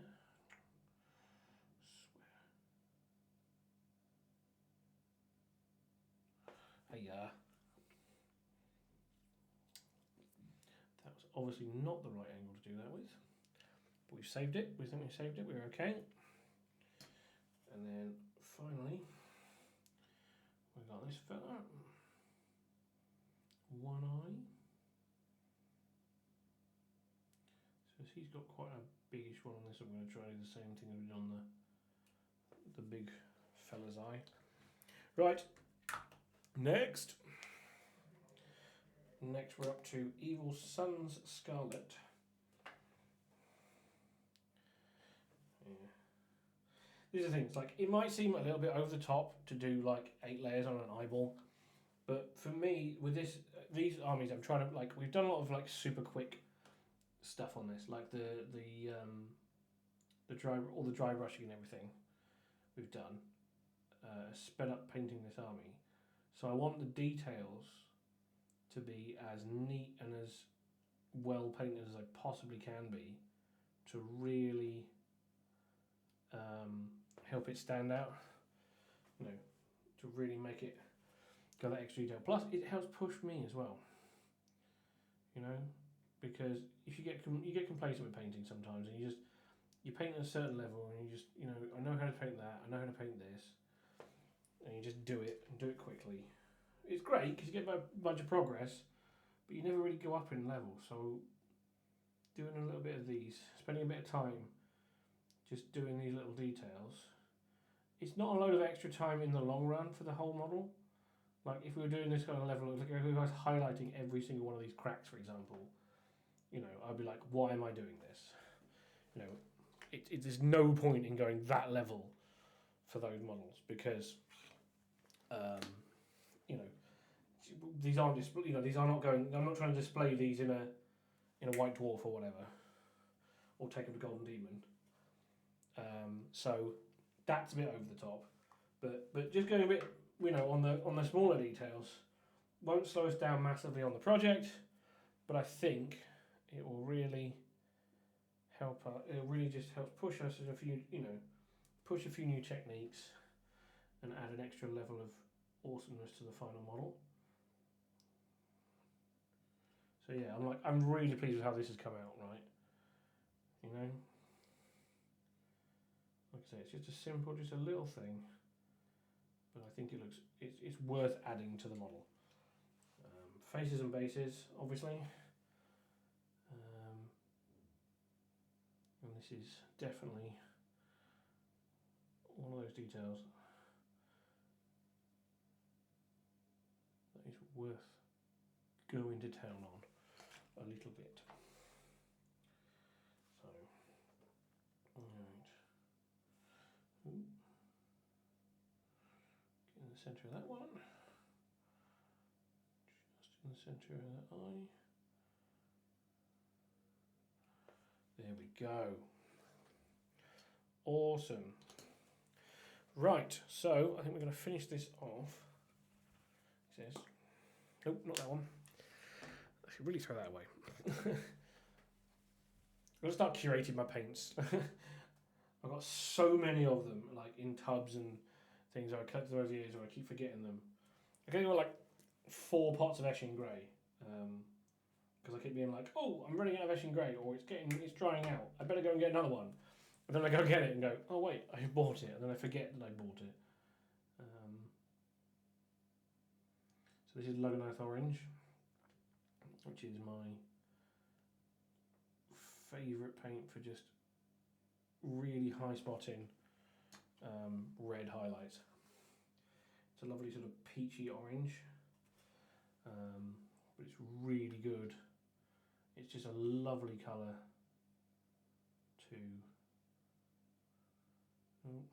for just final highlighting things like this. It looks absolutely stunning. Yeah, like you don't have to do it, but I think it just adds so much more. There's just something about the colour. Yeah, there we go.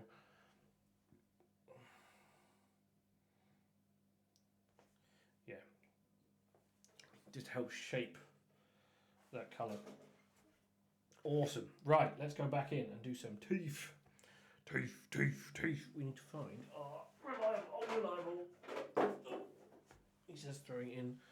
Nope, that's Queen Khaki. That's for doing goblins. Ooh, sharpty bone.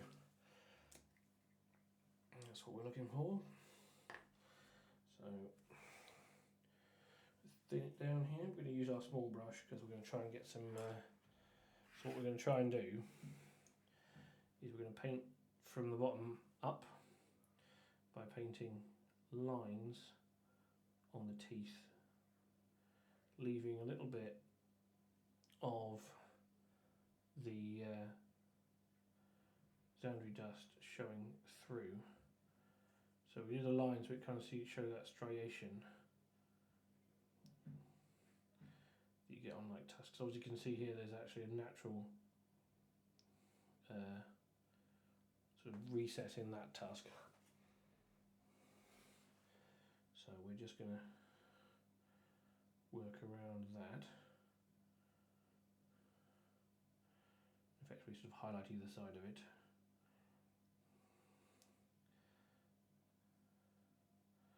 Go around the back of the tooth. There's another little recess. So here's there we are. On to the next guy. Yeah, so where they've got natural ridges, we're going to try and follow them around.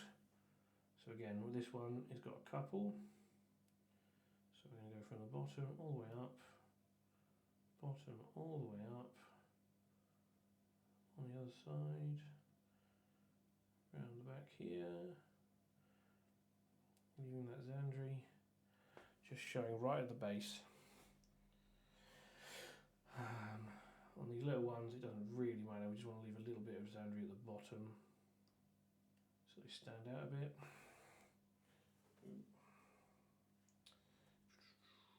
Okay, this middle one, we're going to start with the middle of the tooth because it's quite a it's like a raised area. Bring a line up that side, bring a line up that side, and then I need a bit more paint because we thinned it down a little bit. Oh no, that's screwing skull. No, wrong one. No. This is why I leave paint pots open. I say that, I leave like 8 of them open and then forget which one I'm using.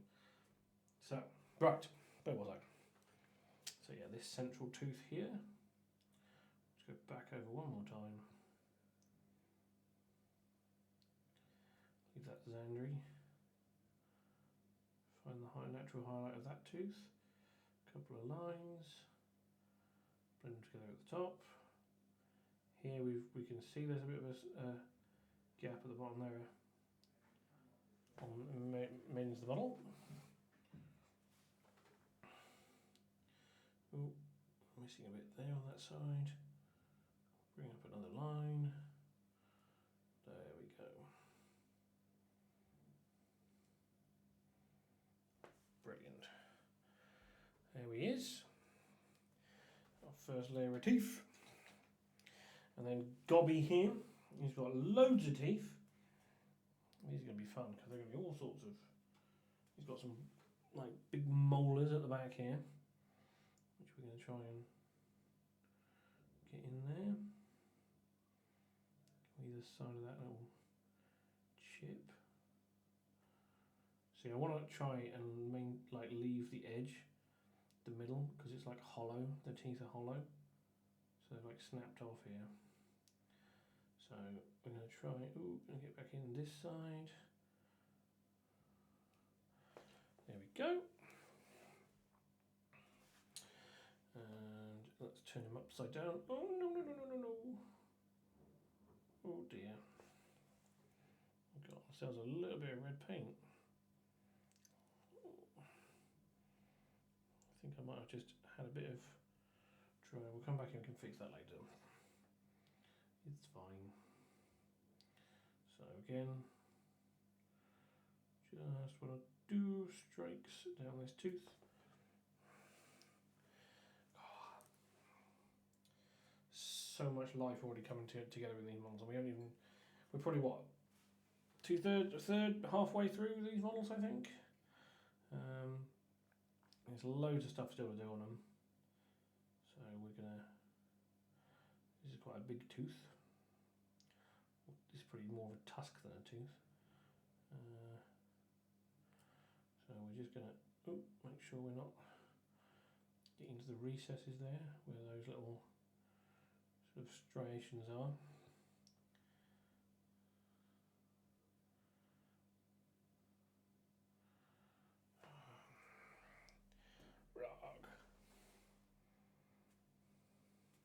So yeah, one thing I'm looking forward to doing soon is I'm trying to put it off because I don't want to ruin like I'd want to. I ruin's not the word. I don't want to like because it's gonna be the most fun thing I think to paint. So the mangler squigs that we have for this army, I'm trying really hard to. I'm trying to be good and leave them till near the end and get a lot of the other stuff done first. So a lot of the more of the oh dear, a lot more of the units done.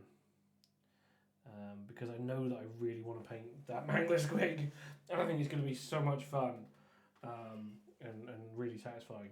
So I'm trying to keep it to put it off and wait till near the end of the project because it'll help push me forward to get things done. And I've discovered over the years that if you put off the funnest models to paint till you've got through the worst ones. So like normally in a Space Marine army, for example, or a Heresy army, it's been most of the ones I've been painting over the last couple of years. It's like doing those 2 tactical squads that you have to do to get your basic legal army. They're always the hardest things to paint because they're 10 dudes with bolt guns. They don't tend to have a lot of like extra flash or stuff to them. Even if they've got a sergeant, you're very rarely giving the sergeant any cool equipment. So it's kind of just bog standard 10 guys just painted. So they are really boring to do by comparison. So I try to make sure they're the first thing I do when I'm doing an army like that, or at least one of them. I tend to try and especially intersperse things. So I might do a tactical squad and then something fun, then another tactical squad and then something fun.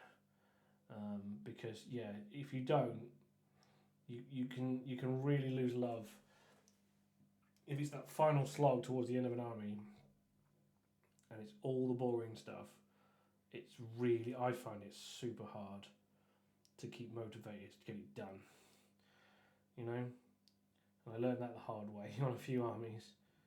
So now I try, like I said, I try to make sure that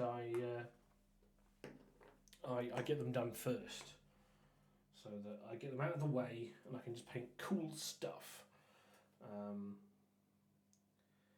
Although sometimes I don't mind, like doing basic dudes. I have to say 40k Dark Angels I don't mind doing like that because I have a lot of fun doing things like the Chest Eagles because I kind of go to town on the Chest Eagles on my Dark Angels. So I really enjoy painting them. And with the one thing I will say for Primaris at least is you mostly have 5-man squads now. So it's a lot more manageable, I think, than 10. At least it certainly feels that way. So I don't mind doing those. In my Primaris guys at the moment I'm doing is like the guys I'm putting off the most are the Eliminators. Because whilst I love how they look, the camo cloaks that I'm doing are incredibly time intensive. And they're just, like I said, they look ace. They look like a proper camo pattern and everything. And I think, they are awesome. But my God, they take like an entire day to do one.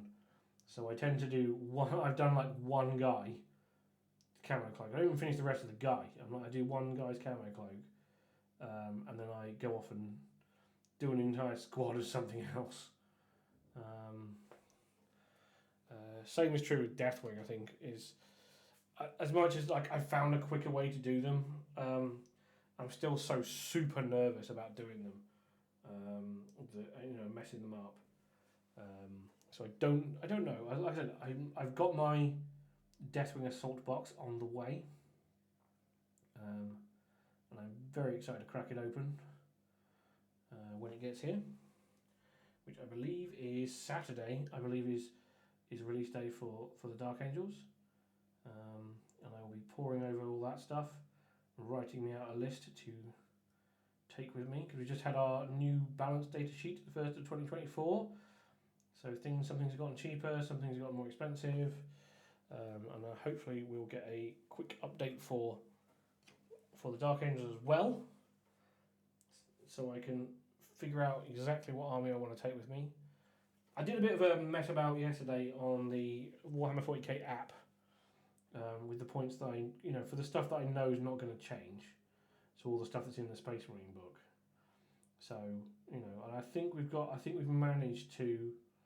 managed to narrow down what it is I'm going to be taking in the army, at least to start with, because I will actually try and play some games with this army before I take it to an event, because I want to be able to say, I want to know how it works at least.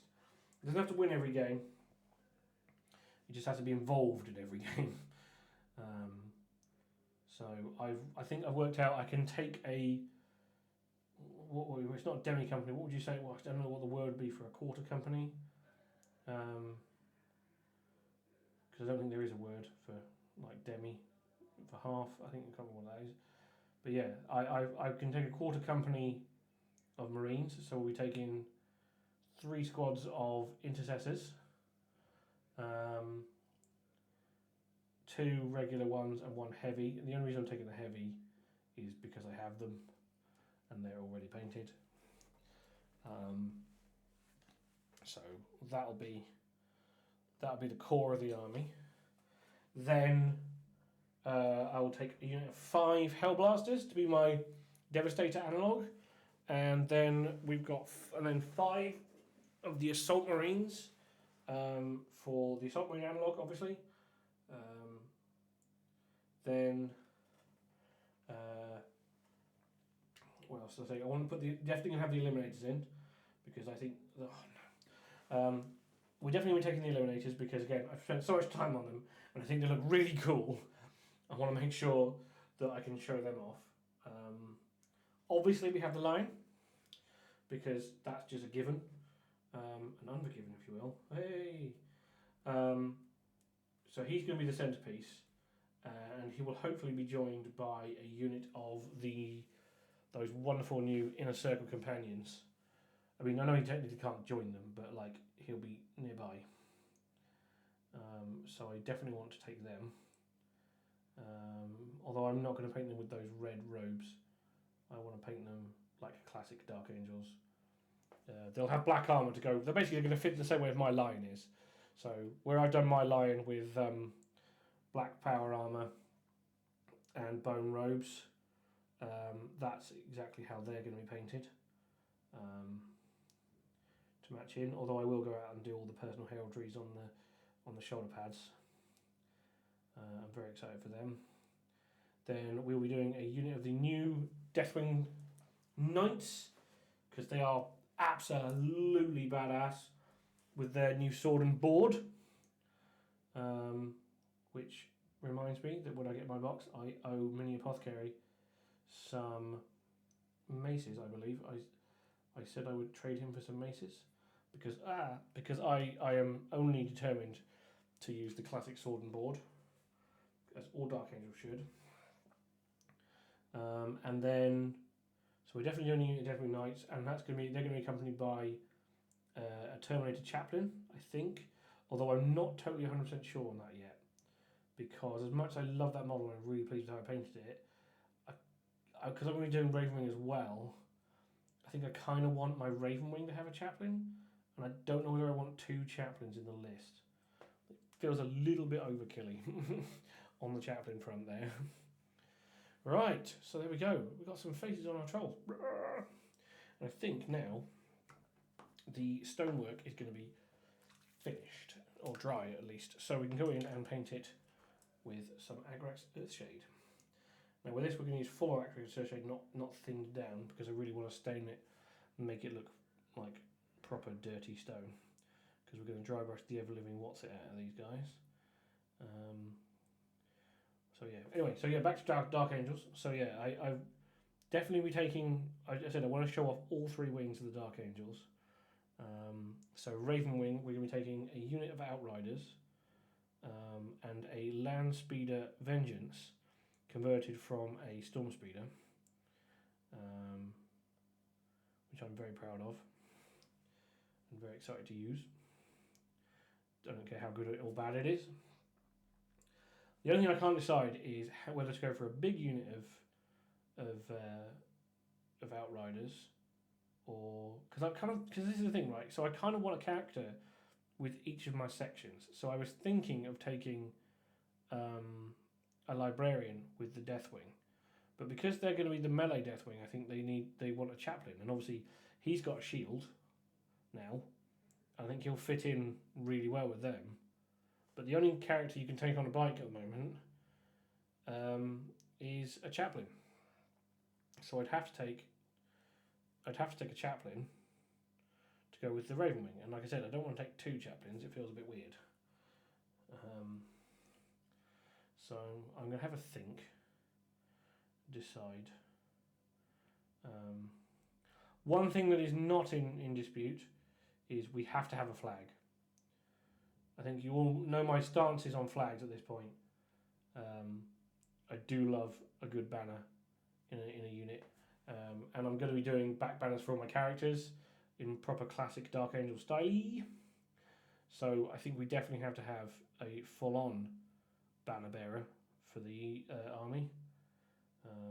Possibly made from one of the new companions or from the lieutenant model. He's got some special name, like Zaphod Beeblebrox or something, I don't know. But he's got some, the Lieutenant Zachariah, I think he's called. The Dark Angel specific one. We'll be using him, I think. Because I think, again, he needs to be in robes. He needs to be like my brother Bethor. Although I think he won't be the chapter or the... Unless I can get somebody to make me some transfers. Although I don't know, I've still got the old Dark Angel transfer sheet, the one they did limited, which was like it had like all three of the standards in, but I don't know how big they are compared to the new Primaris banner bearer. I'm hoping they're not that bad, because I'm gonna have to sort of what's the word? Sand down the detail on the banner so that it's just the so it's just a smooth flat banner that I can then paint in. I can then put in the transfer, or because obviously as much as I wish I could just buy a 3D printed one, they will frown upon that at GW, which is a real shame. Oh, I forgot his little pouch of rocks again. Rock pouch.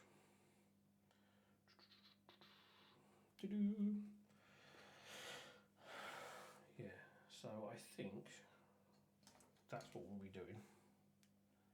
I don't know how many points that leaves me with left over.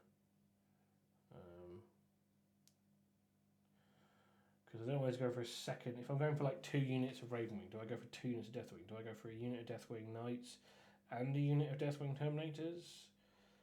Can I even afford both? Obviously, we're going to take the we want to take the Ballistaris Dreadnought, the one that looks like the Dark Angel metal one, the Las Cannon missile launcher one. That one. We want to take that with us as well. Again, for the nostalgia reasons.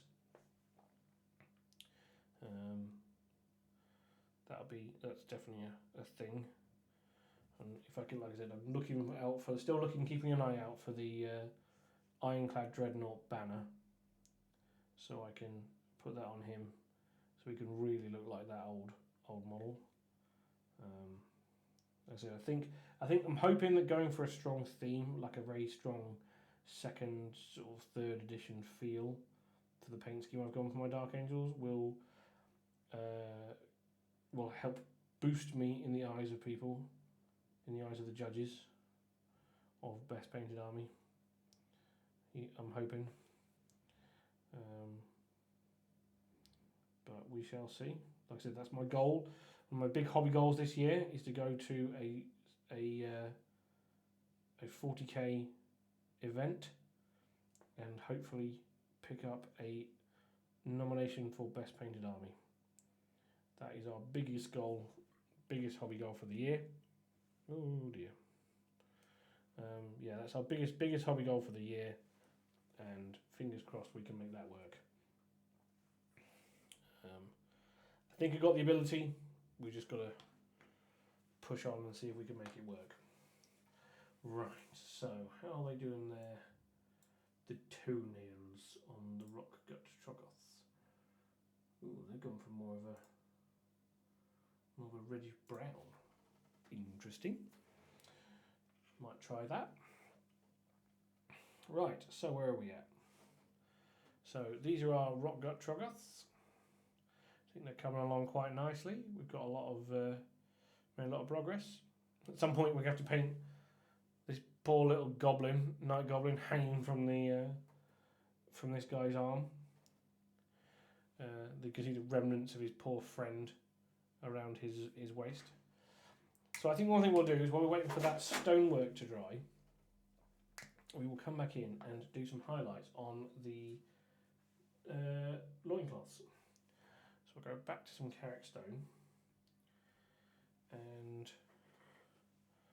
we're just going to do a little quick edge highlight, I think, he says. Doo-doo-doo. Yeah. So the problem is, the more I do these night goblins, the more I am very tempted to take them with me to the old world event. Just because we have the whole thing. Like, we're still looking for some wood elves that we need to finish that army. And I don't know whether we're going to find them, if I'm brutally honest, because they are sold out everywhere. And if I want them, I'm going to have to pay silly money for them, and I don't want to. I don't have silly money. Not yet, anyway. My internet empire has not taken off yet. It's had some good help with various fine folk here. We've got 5 subs already, which is absolutely crazy for me. But yeah, I don't think we can afford to really splash the cash quite yet to buy shinies. I was saying to myself, one of the goals I've got for the channel is once we get to a certain point, if we start making some good money on all our commission work and all the lovely content we're creating, I promise myself at some point we will paint a Warlord Titan on stream, and I don't mean for Adeptus Titanicus. That's going to be my reward if the business really takes off. If this channel takes off, and we get some really cool, and we get a decent amount of money coming in, that will be definitely one of the stream projects that I want to do in the future. Is a entire Warlord Titan, because that will be freaking sweet. Always wanted to paint one, well, more importantly, I've always wanted to build one. Building is actually my favourite part of the hobby. Like, painting can be fun and satisfying, and it's quite relaxing. But if I really want to relax, I just love sitting down. Is there a plan place for emotes? There is, yes. We've got 2 in the works. I've just got to get them from James O. We've got a tangent emote, and we've also got coming a iMember emote as well, because yeah, that's definitely one thing I have in this channel, is me going, I remember this. So yeah, those are the first ones we're going to be doing. If you've got any more cool suggestions, or you want to help something up, as one of our founding subscribers, you are, not that I'm trying to farm out here, but any help is helpful, because again, this is something I've seen, cool things. But if anyone's got any cool suggestions or fun things that we can add to the channel, any kind of like channel points, redeems, sub goals, that kind of thing, let us know. Either here or on Discord. Yeah, if you want, if you have the time, if you're so inclined, if you'd love to help, if you want to help out, that would be cool. I am more than happy to accept any help right now. You know, if you think it'd be fun and add something to this, the stream, please feel free to pipe up. I'm sure we'll think of some way to be grateful. Like I said, we don't have a lot of cash right now at the moment, but we can have. There are other things we're sure we can help out with, or exchange for goods and services. Yes, love me a bit of spite.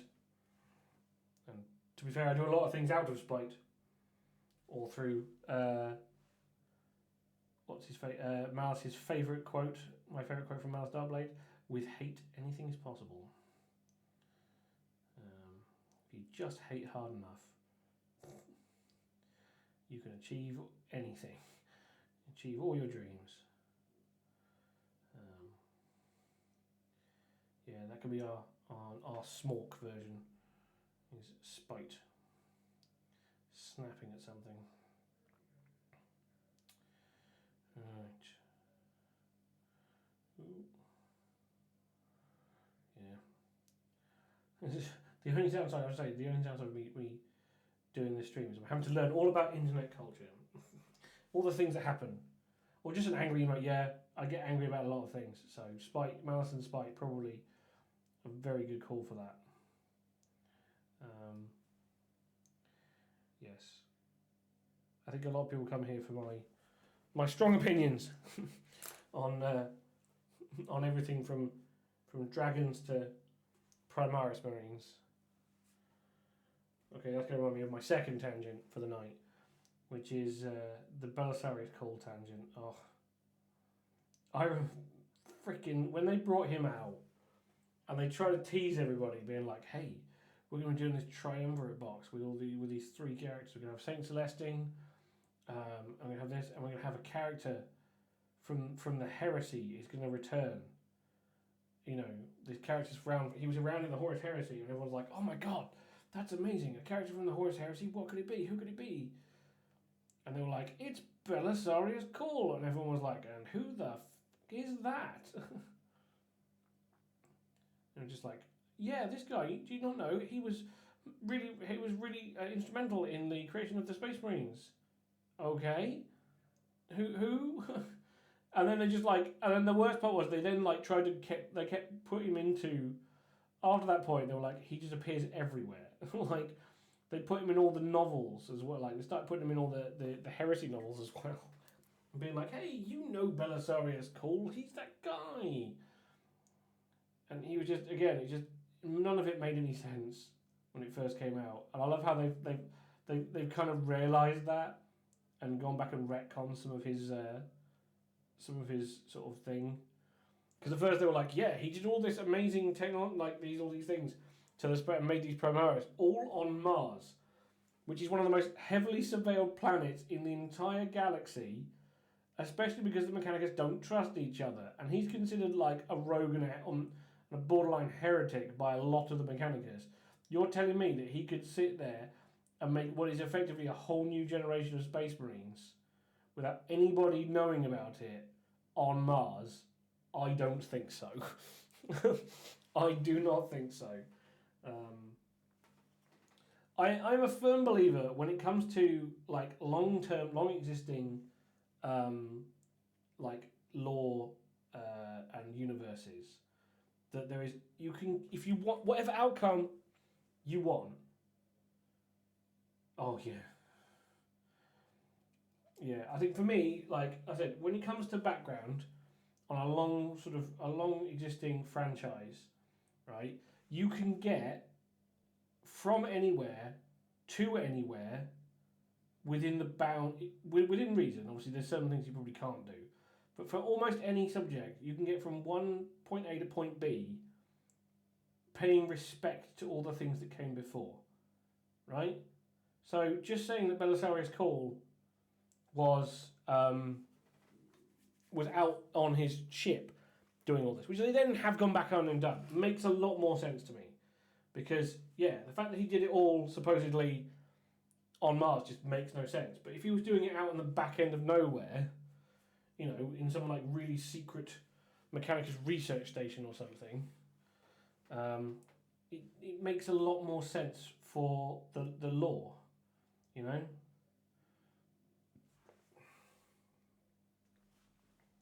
Although I have to say, the book The Great Work, I think it's called, by Guy Haley, does an awful lot to redeem the character of Belisarius Cawl. I mean, not in terms of the fact that he's not a massive asshole, because he flat out just is. He's a massively arrogant douchebag. But what it does do, what the book does do, is it kind of makes more sense as to why Belisarius Cawl is who he is, and why he's able to do what he can do.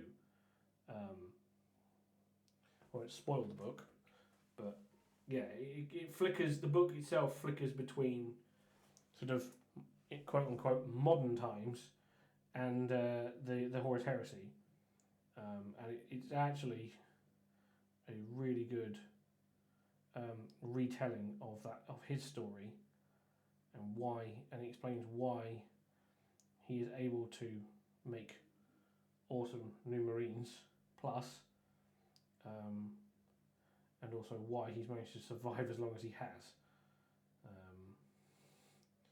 So yeah, I definitely would recommend that novel. I have to say, there's an awful lot of like really good Black Library novels at the moment. I am trying to pluck up the courage to read the last part of The Siege of Terror. I think, see, I have this thing about I'm not good with endings, right? I'm not good with endings.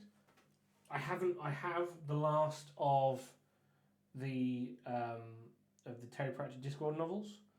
I have that book, The Shepherd's Crown, and I still have never read it. And it's going to sound really sad and soppy, but the reason I've never read it is because if I read it, then there's no more new Discworld out there for me. I've read all of it. And I don't like that.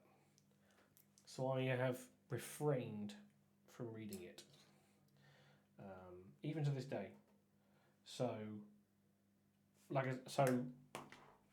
I think the thing is true. Like, I need to read the End of the Death Part 3 because I've read the rest of it, and obviously all my friends are going to be reading it, and it's all going to get, all the sort of spoilers and stuff are going to get out there eventually. But I'm also kind of nervous, like, because I also know that they're going to, like, as much as I like a lot of the Black Library books, the Heresy especially has this horrible habit of throwing in the twist at the end, being like, and here's the thing you never knew about this situation. Just to just like, we all know the sort of story of the fight between the Emperor and Horus, and I'm kind of really reticent to find out what they've gone, haha, and here's the special extra thing that we've changed to make to put in this story, because I know it's there. And I'm just trying to, like, I'm hoping it's not terrible. Because like I said, some of them are good, or have been good in the past. My favourite sort of link to something else in the lore was at the end of Pharos, where like the big psychic beacon from the Pharos goes off, and it saves Gilliman, and he's able to go there. And then in the epilogue, it cuts to outside the galaxy. Something sees the big bright psychic flash and turns its gaze towards the galaxy, the Milky Way, and starts moving towards it, which is clearly the Tyranids. And I loved that. That was a really, because Sotha, which is one of the which is the planet of the size of the Emperor, or becomes the planet of the size of the Emperor, is one of the first places that gets completely destroyed by the Tyranids when they invade. And I absolutely loved that. But like this thing that happened in the 31st millennium is the reason why the Tyranids came to our galaxy. I think it's really cool. So yeah, when they do stuff like that, I'm like all for it. I'm all for it because it doesn't change anything.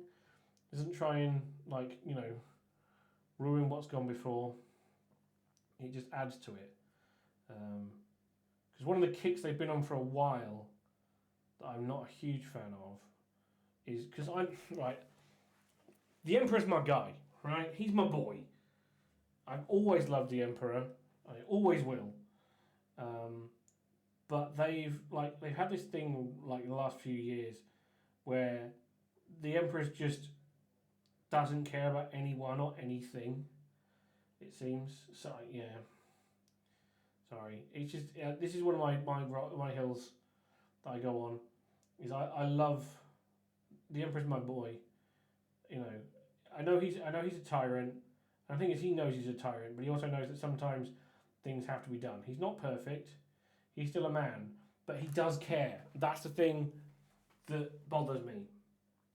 Is they make out like he doesn't care about the Primarchs, that they're just tools and weapons, and that they're not his sons, etc.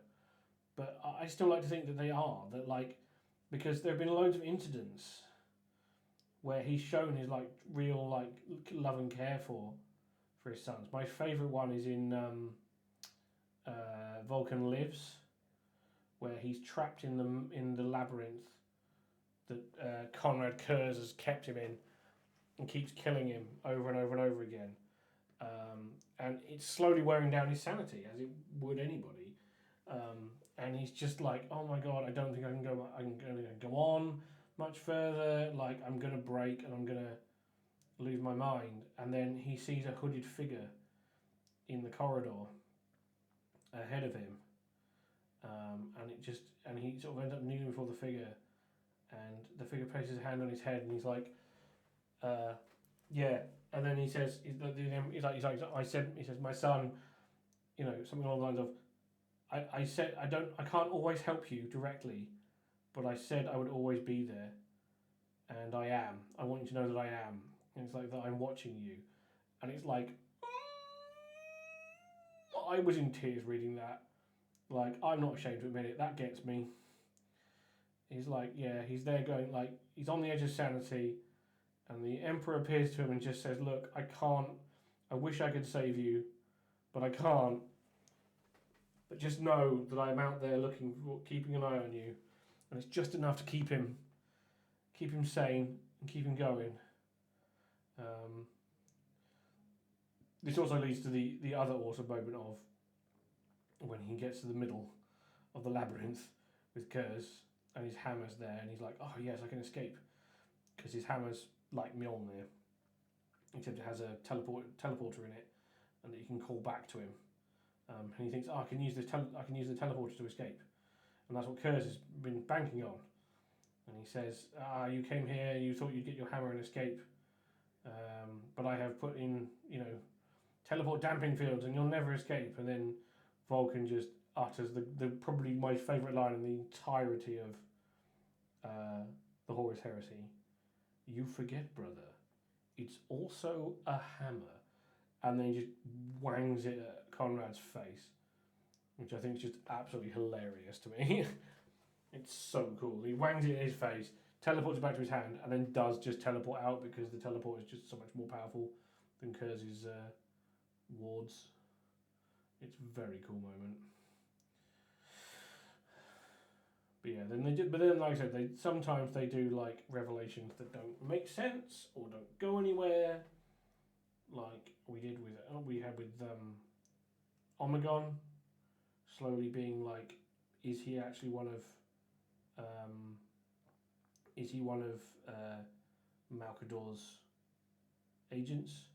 Because for a long time I thought he was going to end up becoming Janus, who is the first Grand Master of the Grey Knights, because obviously in Roman mythology, Janus is the two-faced god, and you know who else is two-faced but twins.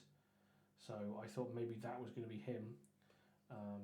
Obviously, it didn't end up being that because they did the Praetorian of Dawn novel where they were like, and Amagod goes, well, guess I gotta be evil now, which is a real sad dropping of that story thread.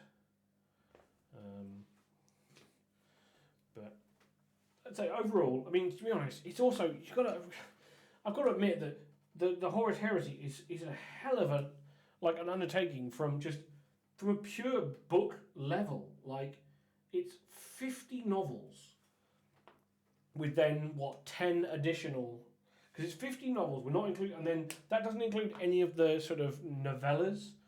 It's 50 mainline canon novels, and then 10 more in a sort of if you sort of regard the Sagittarius as a separate, entirely separate entity, but still part of the Heresy timeline, right? So that's 60 books spanning what, nearly 20 years, I think. I want to say, because I know I was at university when Horus Rising came out. So yeah, we're talking almost 20 years. You know, I mean, obviously some series have run for a lot longer than that, but over that many books, it's got to be unique, right? In sort of the annals of story writing. You know, a series of such scope and output.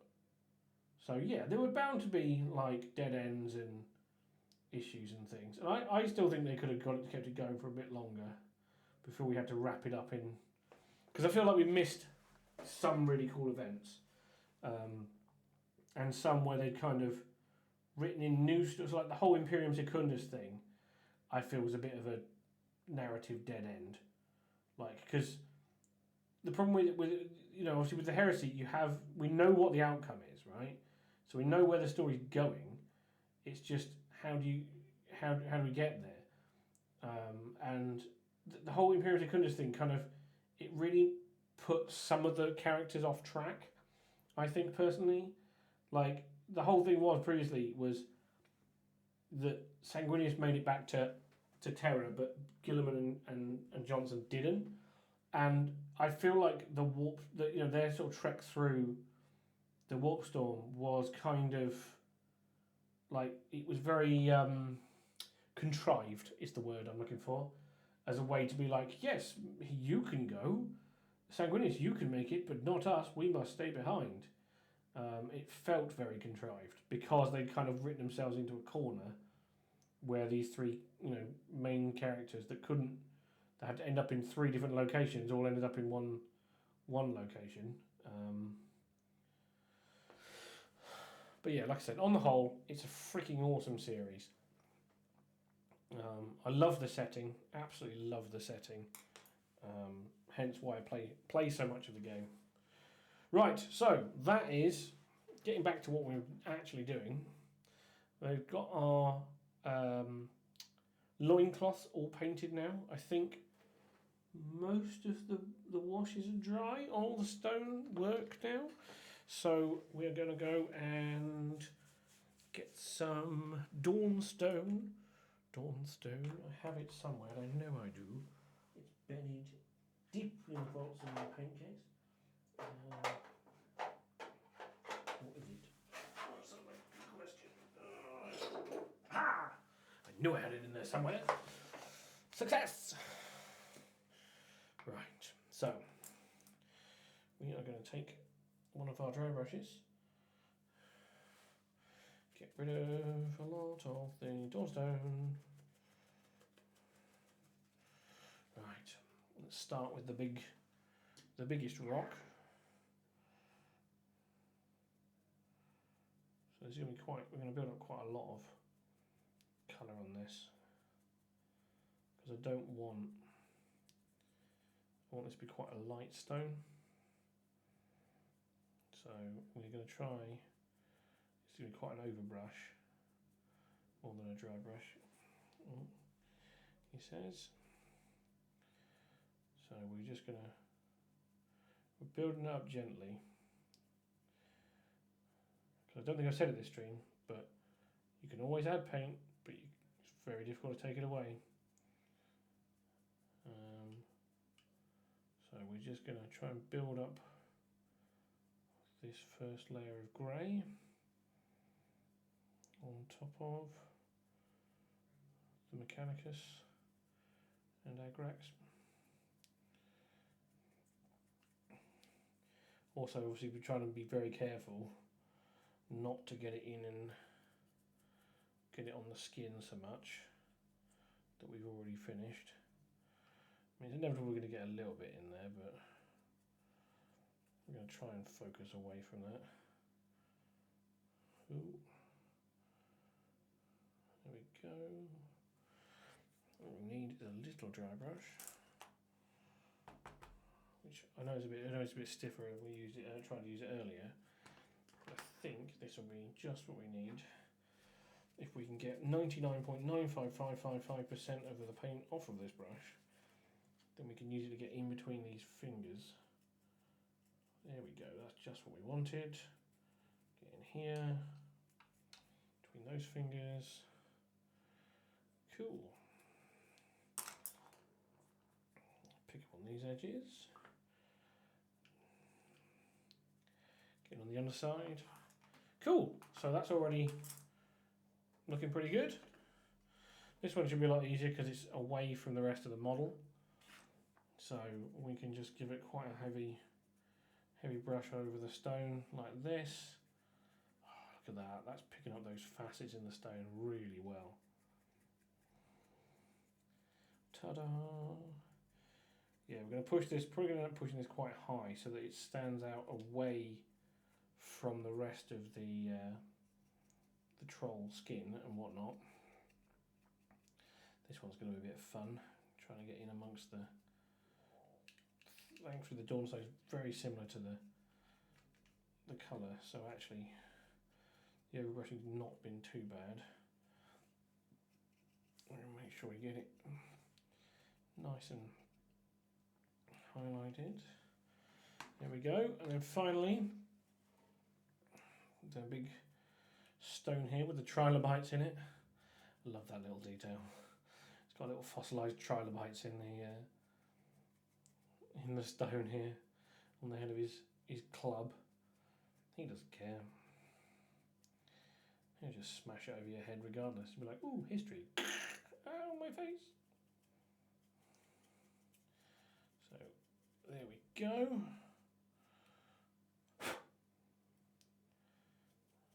That's that one done. So normally at this point I would use Administratum Grey, but I don't think I actually have any Administratum Grey. But that's okay, because we'll make our own, or make our equivalent anyway. So we're going to use some Dawnstone, and then we use a little bit of give it a good shake. Oh, that's gnarly. This pot's pretty gnarly. A bit of Corax White. Mix them together so we get a nice light grey. Put a little bit more white in there.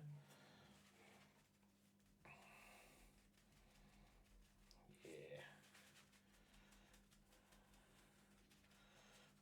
Very careful here because this was quite a wet paint. So we'll go back to our big giant rock. Just try see what it looks like. There we go. So this one we're going to try and be lighter with this because we just want it on the sort of upper edges of the stone. Do a little bit around the face there so it stands out. I tell you what, one thing that I really want, well, at some point we'll definitely have to do on the stream, is terrain. Now I know a lot of people don't really paint terrain because they tend to game at like clubs and things like that these days. But I tell you what, there is very little that is as satisfying as painting wargaming terrain to a really nice standard. I'm telling you, it's brilliant. It's a lot of fun. Right, what we're going to try and do, get a little bit of residual. Get in here. It's not working. I was hoping I could get in there with a bit of stratum, but we might have to come back for that. So yeah, there we go. Just a big rock. This one's going to be really satisfying, I can tell. So we'll give a good brush on this sort of rocky flint. Oh, look at that. That already looks so cool. I think this might be my favourite bit of detail we've done so far. Oh yeah, like I said, this is why I love painting terrain, because like painting rocky surfaces, just it's so satisfying, and you can get a really realistic finish if you dry brush things properly. I think it looks so cool. I'm just going to try and get in there. Ooh. Ta-da! And then finally, Trilobite Man. Get in here, pick up the top of his rock. Ooh, make sure I'm on the screen. Just emphasise the sort of rounded edges and where the trilobites are. It's equal to where the wild things are.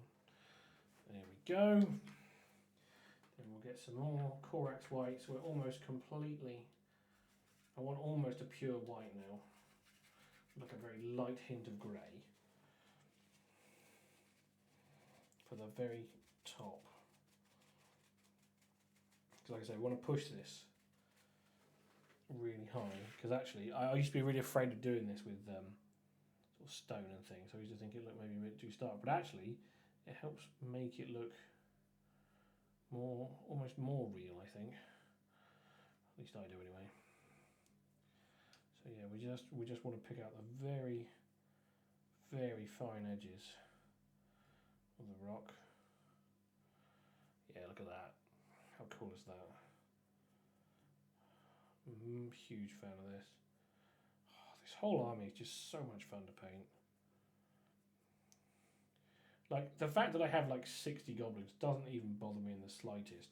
Like, the fact I have 60 goblins to paint, like just night goblins, they're too, like, there's enough like progress on doing them in batches that it doesn't feel like a chore, you know? So I'm not really concerned with the fact that I've got an absolute shed load of them to do. Because we can break, we can break them up. We can do like 20 here, bunch of squigs. 20 there, come the trolls. Oh yeah, look at that. Look at that flint. Doesn't that just look like a proper piece of chiseled stone? See, normally, I'll be honest, normally I don't trumpet my own work. Like, I'm not very good at being like, my stuff's really good. But sometimes it just, you paint something and it's just really satisfying and it just comes out exactly the way you want, and you can't help but just be really excited by it. So this one time, at least, I'm going to be like, F yeah, I think that rocks. I hope you agree. I think it looks really good anyway. I'll pick up these trilobites a bit. And the ends of the rock, I think, for this one, these special highlighty points. There we go. Boom. So there we are. That was quick and easy, and I think incredibly satisfying. That's definitely my favourite. This one's definitely my favourite. Looking at that rock axe, I think it looks so cool. I would say painting the bone it's mounted to is going to be interesting, but we will get to that. I think now we are going to go back in and paint some of any of the wood details. Oh, I know I have realised this. Guess what? I forgot the little rock pouch.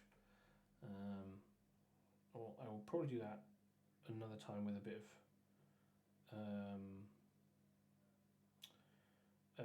brain. Come on, brain, with a very, very small dry brush, because that is what that's going to need. But in the meantime, let's find one of my favourite paints, Dryad bark, which I know I can.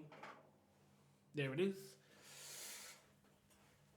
So we've got some Dryad bark here, which we are going to paint all over our wooden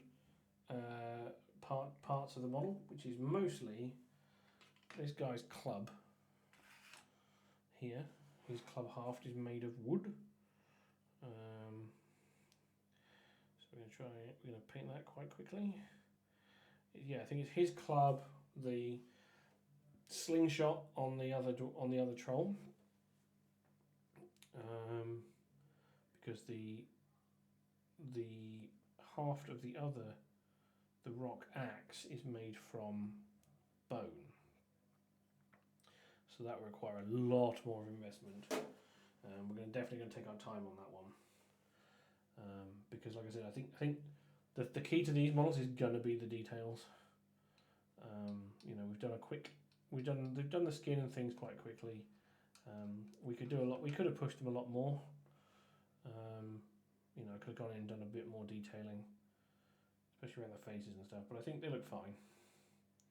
So what we're going to try and do is we're going to spend a bit of extra time on the other details. So one of those details, obviously, is going to be these clubs and whatnot, and especially that bone club is going to require, I think we're going to really take our time building up the layers there, make it look like a giant femur off of a mammoth or something, or another troll, or a giant, or whatever it might be that these guys have come across in the caves down below the World Edge Mountains.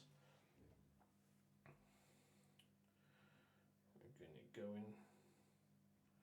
Doo-doo-doo. Yeah. So I'm wondering when we're going to see all the now we've been told that orcs and goblins are the next book up. I'm wondering how long it's going to actually be before we see them. Although I'm more excited to find out when we're actually going to be able to buy Bretonnians again and Tomb Kings, or when we're going to buy them separately, because you know I don't want to keep moaning about Games Workshop's logistics problems, but it's so hard to get really invested in stuff, and I'm really worried. I get nervous about this game, about Old World. Like, I'm so excited to play it. I'm so happy to have it back as a game system, because some of my best memories have been playing Warhammer Fantasy Battles. So I'm so excited to have it back, but I'm also so scared and so nervous that it's going to die, and not because people don't want to play it. I think if it's going to go down, it'll go down because Games Workshop didn't support it, and that will make me very, very sad, because I think they learned the wrong lesson when they killed off fantasy the first time. Like, I wouldn't have minded. I think I would probably be playing Age of Sigmar to this day if they had if they kept the world, as in the lore and everything. They hadn't blown up the world, the old world. If they kept all the lore and then just shifted the game away from rank and file. Like, as much as I love rank and file games, it was the setting that I missed the most, and I would have followed it into a new game system. I'd probably play an Age of Sigmar to this day. You know, even with some of the stuff they've done with it, like, you know, Marathi turning into sort of a Khainite avatar, pretty cool. I'm fine with that. The Kradrid Overlords, your Stormcast, they're all still pretty cool things you could have added into the Warhammer world. It's just that I think that, yeah, you should have kept the lore, should have kept the world. I think GW missed a trick there, and I also think that, like I said, I think they killed off Warhammer because they thought people didn't want to play it anymore. And I don't think it was the fact that people didn't want to play it anymore. It's just that they'd made the game so prohibitively expensive for the time, and also prohibitive from a hobby standpoint. I know it's probably a familiar rant now, but like painting 200 like painting 200 goblins to just be your basic troops is insane, right? I'm not wrong. I think at least I don't think I'm wrong. I think that was the main reason why people stopped playing, was just because it was just like, if I've got to paint a 50-man unit for just one core troop thing, that's just gonna put me off. Whereas, like now, now, one of the things I think they did really well with the old world is they've made it so that units are again a lot smaller, like 20 men. That's a full unit, right? I think there's something satisfying about 4 ranks. I think the 5x4 block is a classic of fantasy gaming. And yeah, I think it just looks really cool. So I think setting that as your standard rather than 40 or 50 as it was towards the end of 8th edition is much, much better. And also tweaking the points like up so that units cost more. So a bigger unit, like I said, this are the units, you don't get as many. I mean, when I first had a quick go at the army builder, I was amazed at how little, not how little, because just that I couldn't take everything I wanted in one army. Sometimes I feel when I'm making 40k armies these days, that I'm like, I'll add this, and I'll add that, and I'll add this, and I'll add that, and I'm like, oh crap, I'm still 400 points short. But I don't want anything else. But thankfully it seems like Old World is gone back the other way and gone, no. You can have a couple of cool units. You've got your basic core guys, your spearmen and your archers, and then you can have a couple of cool units, maybe a monster, and a couple of characters, and then you're done. And I'm like, you know what? Fine. That means doing different factions and forces is going to be relatively easy. Let's do it.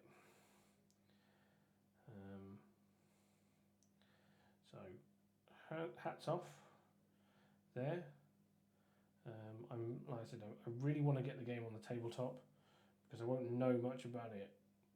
You can never really tell anything about games until you to actually start playing them. But I am very excited to give it a go. I think there might be a day in my future where all I do is build goblins and squigs. And base them on square bases, just so I can get them out there on the tabletop, rattle some dice, and see what the new game is all about. And that will be a fun day. Right, so see this fella. I think I've missed a few rocks around the. See you later, Al. Thank you for joining us. Guten Nacht. Thank you for subscribing and for joining us tonight. And hopefully we'll see you again soon. Hopefully maybe for Friday's stream, which will be for painting of Star Wars Sternkrieger. Yes, I'm very excited to paint something completely different. And now for something completely different, as they say, we'll be painting some Star Wars models on Friday. Ooh. And I am very looking forward to that. It's going to be very different from what we've been doing tonight. It's a whole different style of painting, but it is one that is really easily copied, I think. So if you are new here, or if you have not seen Star Wars Legion stuff before, please come join us on Friday. We will be painting something. I haven't decided what yet. There are plenty of good candidates. Could be droids. Could be Empire. I'm leaning towards Empire just because they're my favourite. I've got everything from Royal Guard to Stormtroopers to bikes. They're really fun to do. Yeah, there's quite a few. I've got quite a few units I can have a go at.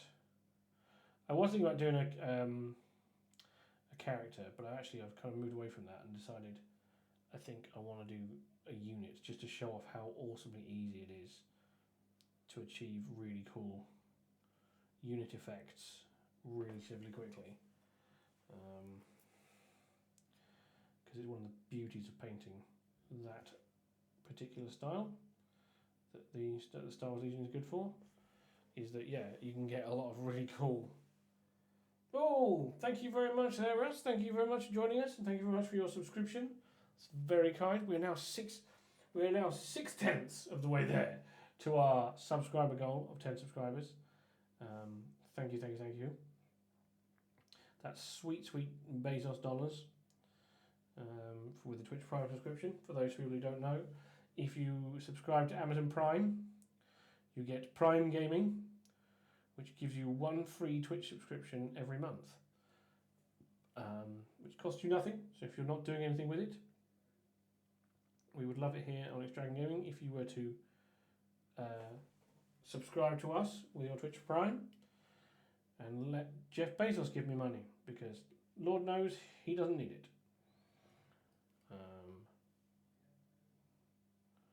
Yeah, he can part with a couple of dollars here and there for me, I think. Not getting too political. Right, I think we're going to go and paint the rest of these claws for the various on these trolls. Oh. I think it's been a very successful stream tonight. I think we've gotten way further than I thought we would do. I either thought these were going to be super quick or they were going to take forever, and they're kind of hitting a sweet spot in between, I think, where I can really enjoy painting details on them, but also feel like I'm actually making progress, because there's nothing worse than finding a detail on a model that just feels like I'm going to be here forever. So yeah, so we're going to go in, get these all these big claws and the nails on his fingers and toes. I'll go back in and paint those with Corvus Black.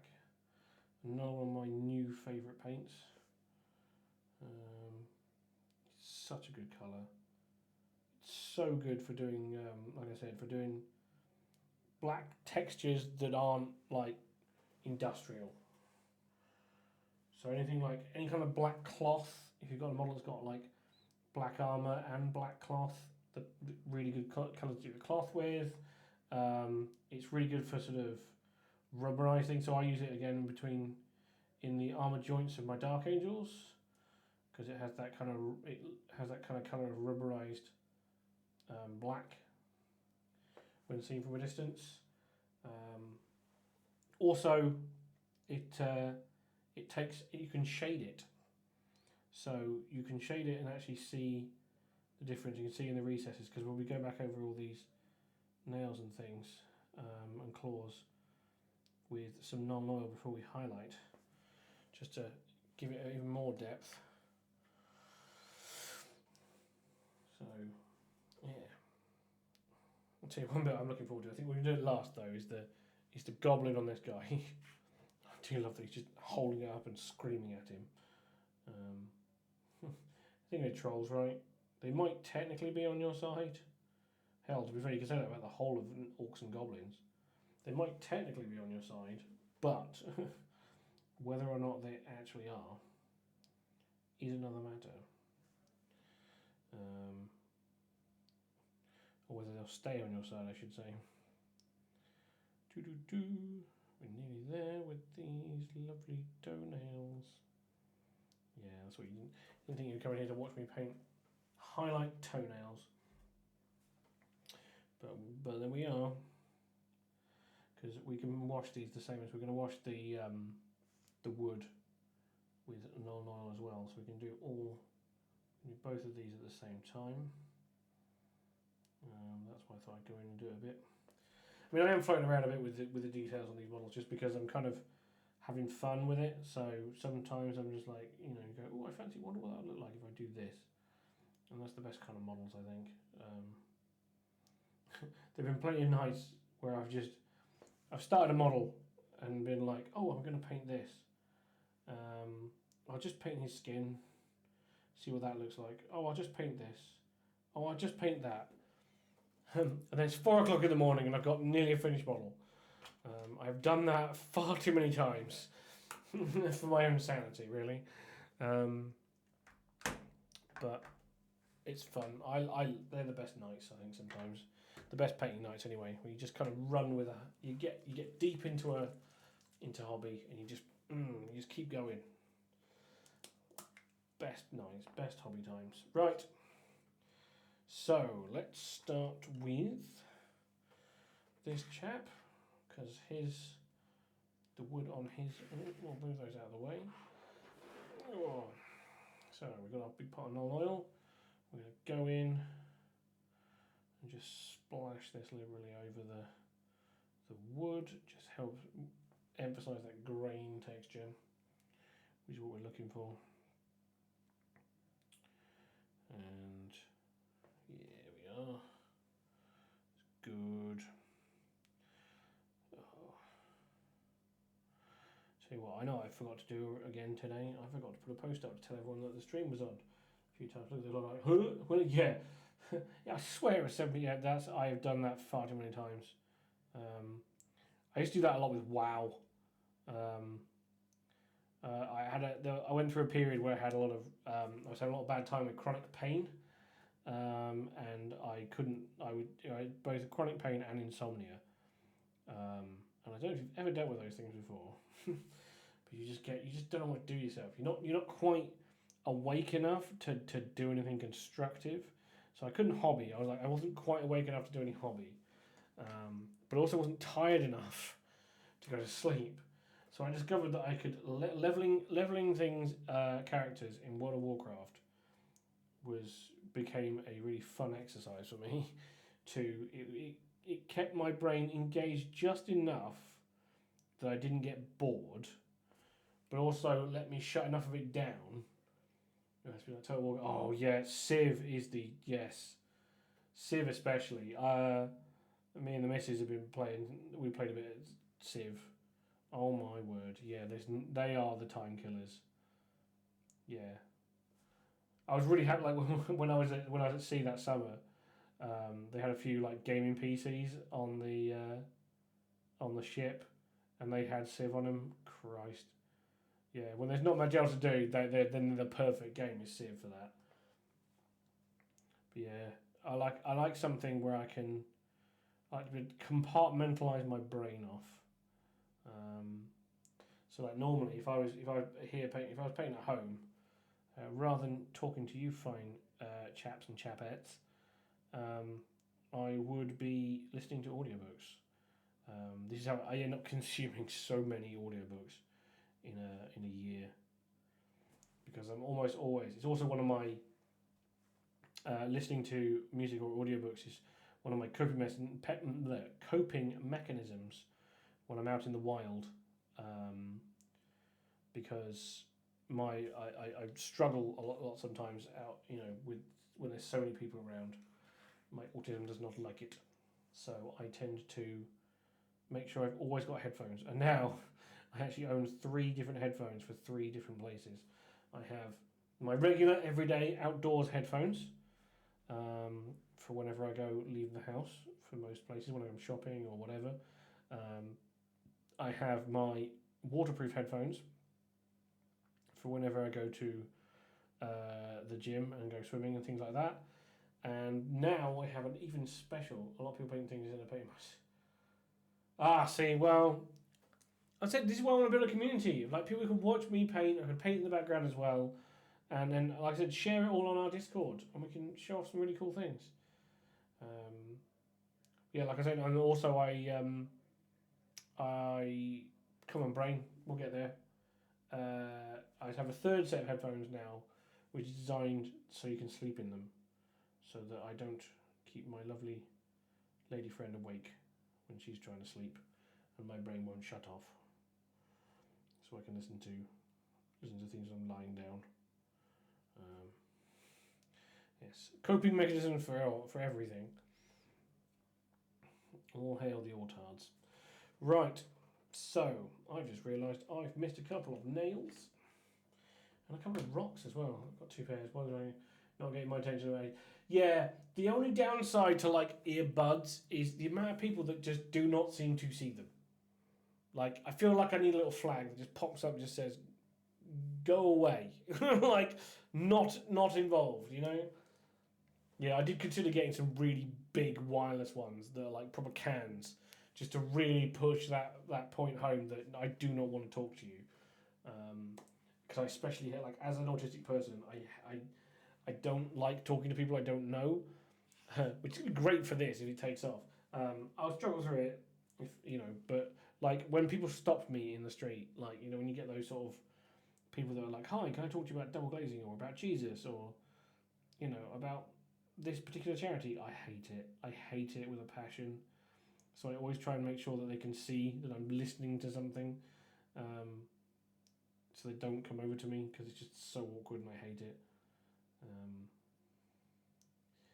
But yeah, besides the encouraging in personal space time. Yes, that's very true. This is true, and the thing is, I think if ever like if it got bigger and we had like meetups, if people would meet up with me, I'll always talk. Especially when my safe space is hobby, so people I don't know talking to me, asking me questions about hobby, I'm totally fine with, because that's my niche.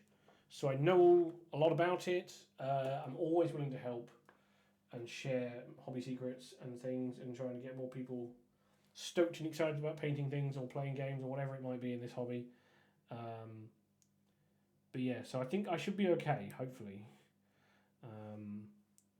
But yeah, when I'm out in the everyday world, in the real world, when I'm out there, and people are wanting to ask me about Jesus, or some charity, then I definitely struggle. Then I'm like, no, please go away. But if they were like, "Hi, can I stop you and ask you how to paint Space Marines?" I think I'd probably be like, "Yes, I will tell you all about that." Right, I think, was that all? Yes. So, where are we? I think we might actually just try and push this troll to the end. So we've got one finished tonight. Because he's actually got the least amount of extra stuff to do to him. I wish I had my basing stuff, but alas. So I think what we're going to try and do, so all we've got left to do on this guy is he's got this big tooth here, which we'll paint the same way as his teeth.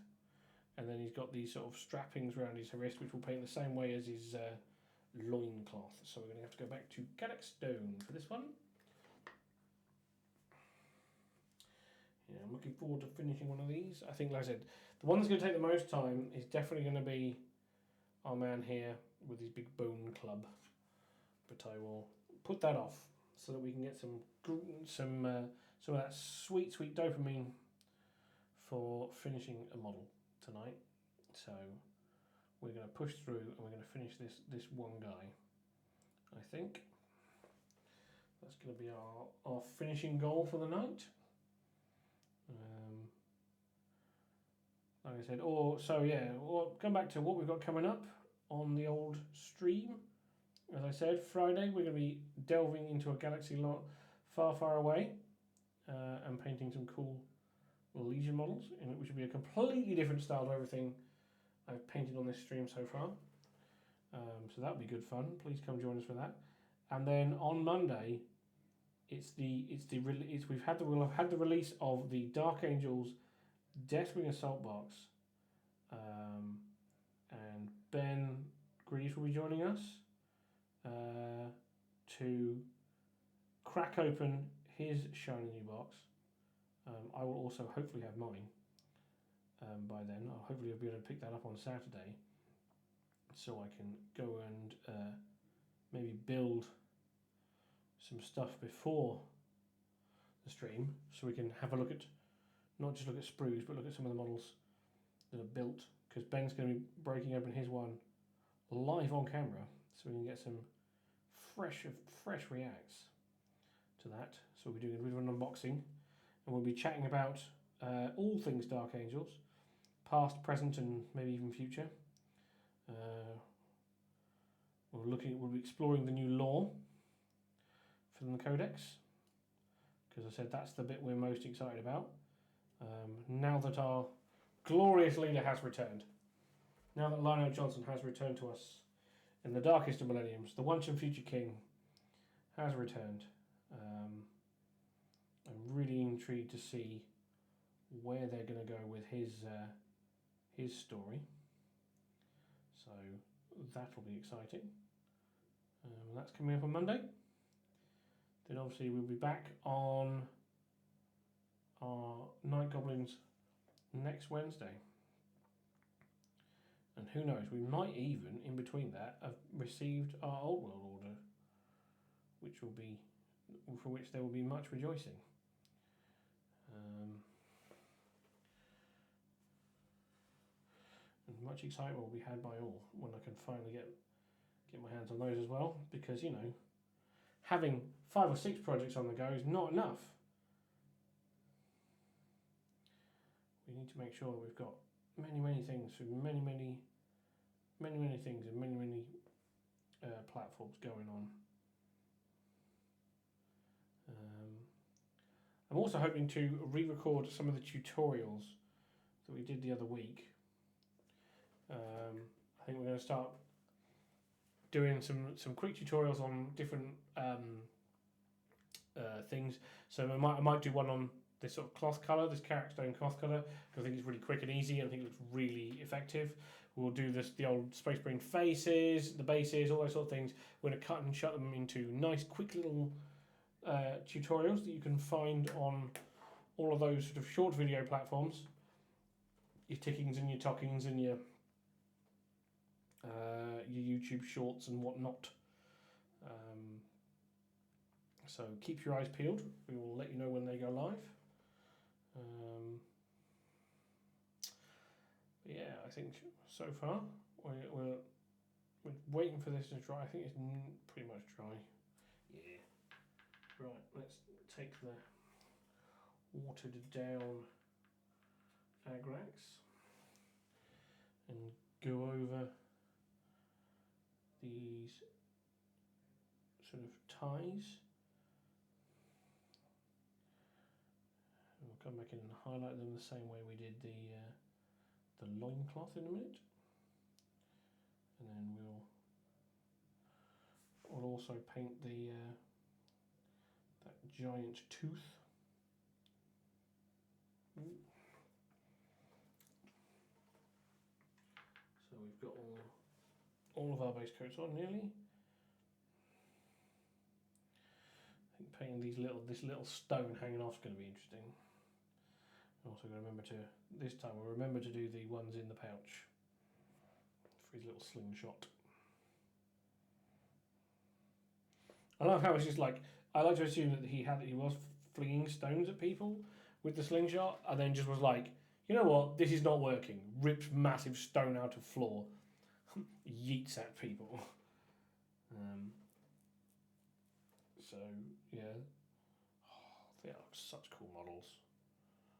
Hello. Right, enough burbling to myself. Where's the Xandri dust? Xandri dust.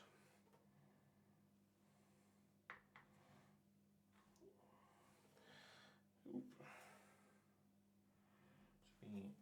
I think the last base coat we have to put on this model. Exciting.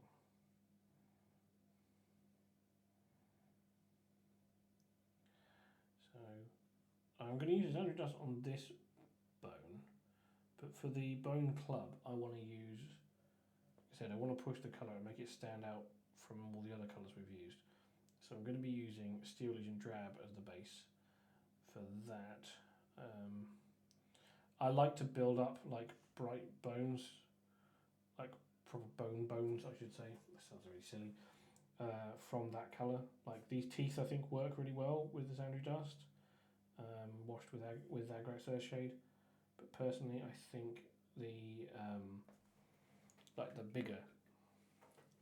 bigger bones and like skeleton. So when we do the various bits of skeleton around here as well, we'll be doing the same thing, because I think, yeah, you can see here with this, it doesn't quite stand out as much as we might want. but I think it will work because it's once we've washed it and everything, the shade we find. Although I've just realised it's getting late. It's getting late, and I've realised I've forgotten yet another little bit. So we've got the inside of these little wrappings that is holding this clearly very important stone to our troll's wrist. Maybe it's how he tells time. I mean, God knows how that works. You know, maybe it makes sense to trolls. So yeah, there we are.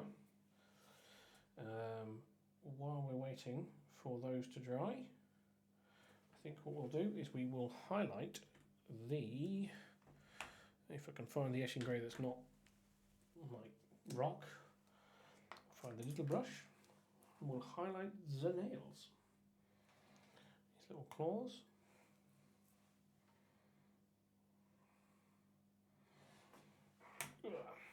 So, start on top, do a couple of lines.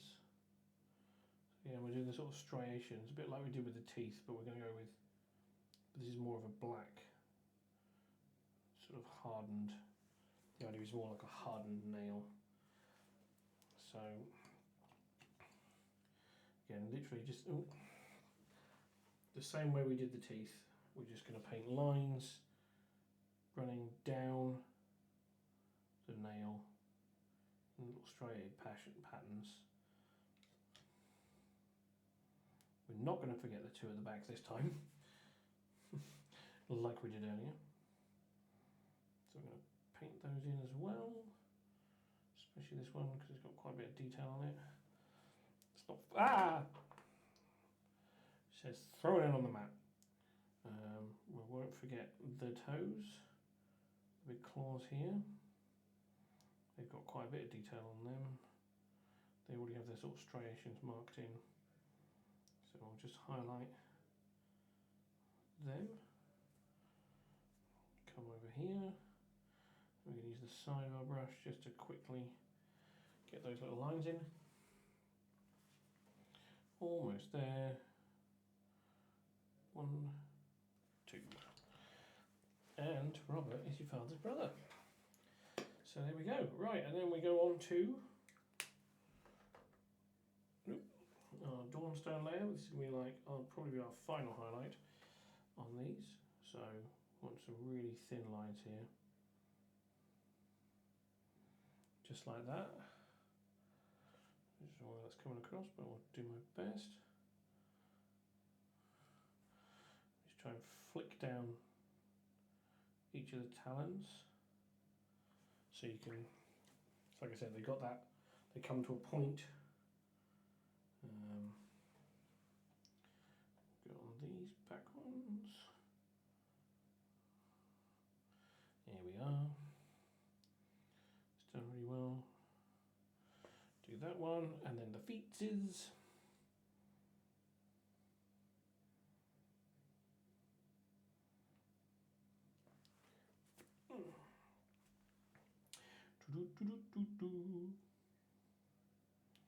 Yay.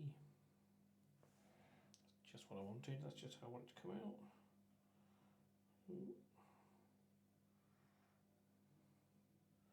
Perfect. Just the way I want it to come out, just so those big black claws. There we go. Right, let's get some more agrax on these bits. Swap to the slightly bigger brush, and we will just give this tooth a big coating because we want it to be quite dark. So we're going to try and move the wash up a bit towards the top. This stone needs a good coating. We'll just try and put a little bit on the wrappings, like so. And then what we're going to try and do is a bit of highlighting, but we're going to sort of see if we can dry this brush out a bit, because we want to do a little almost bit of dry brushing, a bit like we do on a base, because we want it to be grey, we want it to try and have the same texture as all the stone we've painted before. So we're going to start with the little rocks in the pouch. Just going to nope, that's not. So what are you leaving? There we go. Just being very gentle. Pick up a little bit. There we go.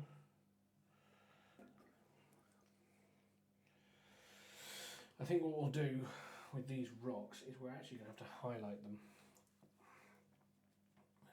But I think if we can thin down the paint enough, it will still look a bit like the edging we were doing before. So we're going to make up our little fake administratum grey.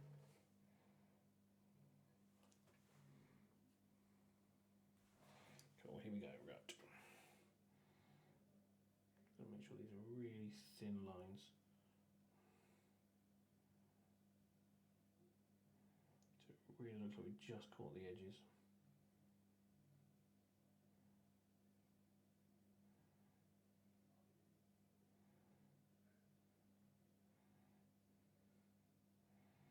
Here we go.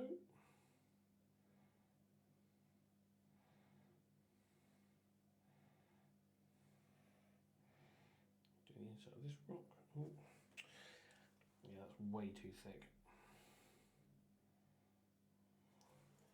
Needs to be a very, very, very fine highlight. I'll do. Yeah, I'm really thinking about this because I really don't want to mess it up because it's one of the last details we're doing.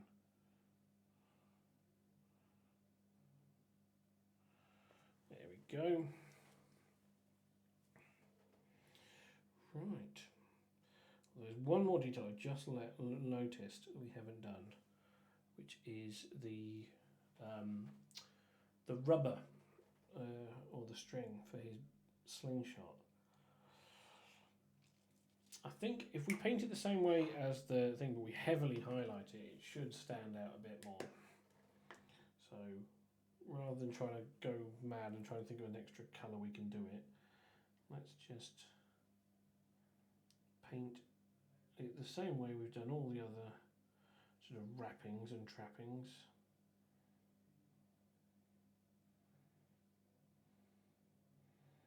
Ooh.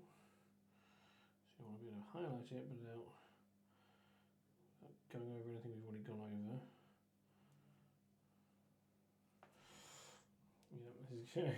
Yeah, whenever you get to those like final details on one of those, it's really hard not to maintain concentration. I've got to think without trying to keep it really exactly where I want it without going too far over on anything. There we go. I'm also trying to remember to talk and keep everyone entertained while I'm doing it. It's a whole new skill that I'm trying to learn. But you can definitely tell when it gets serious, because I get quieter and quieter. Okay, I think that's it.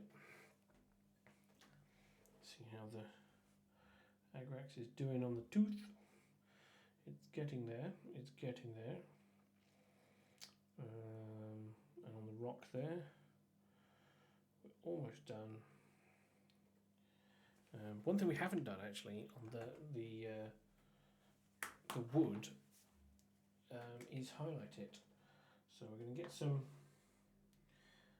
steel lesion drab, which is my go-to for highlighting wood,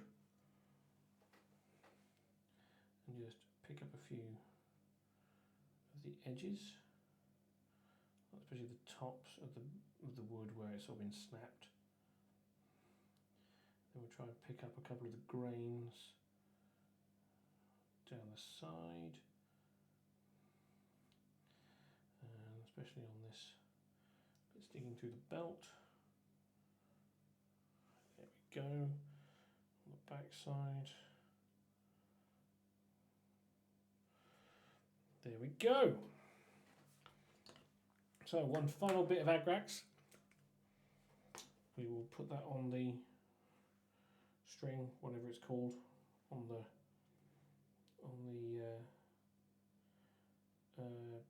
catapult, slingshot, words,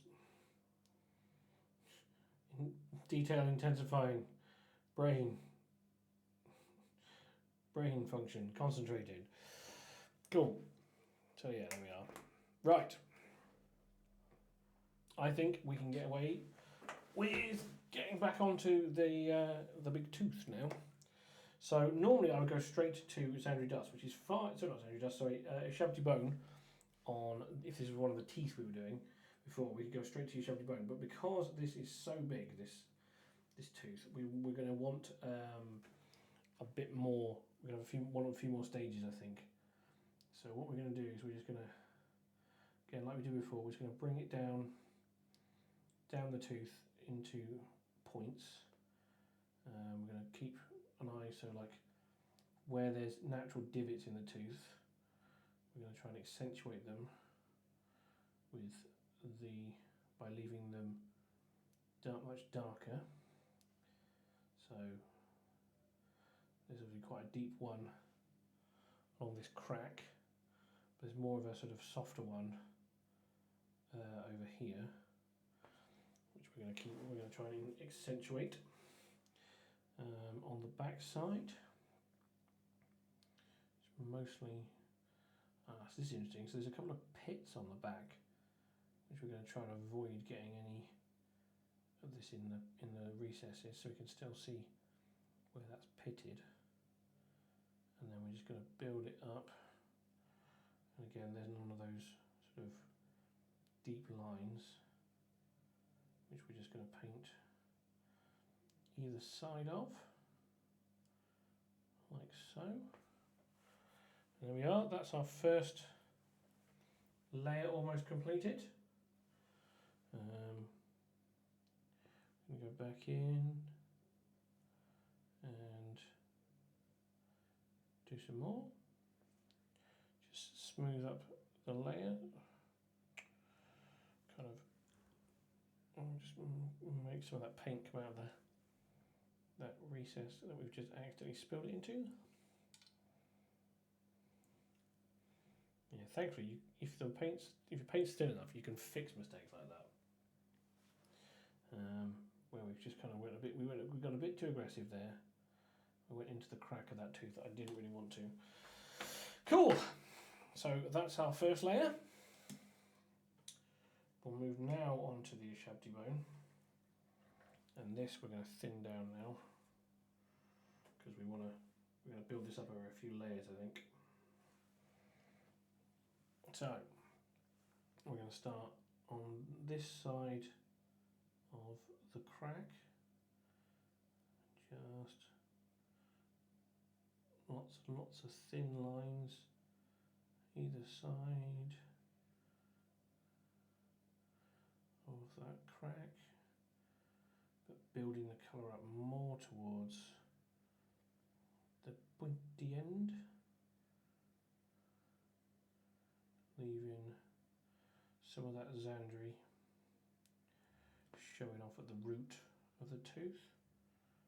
And on the back side, just going to do the same thing.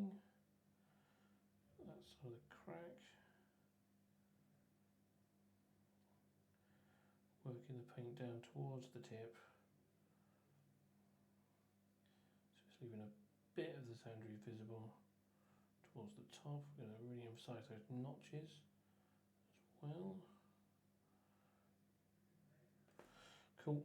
So we're going to go back in again, just layer over the Shabty, just really building up that colour now. So it's part of it going towards the tip.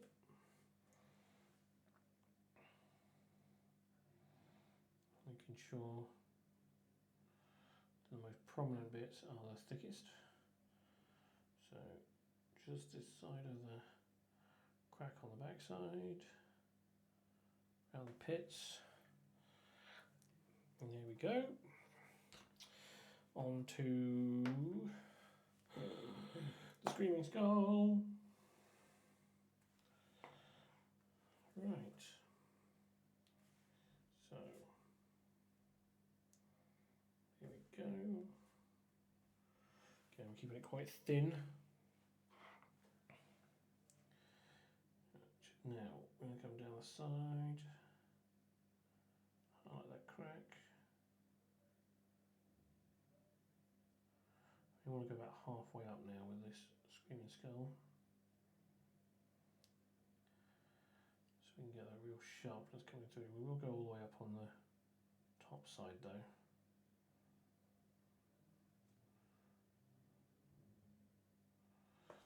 Here we go.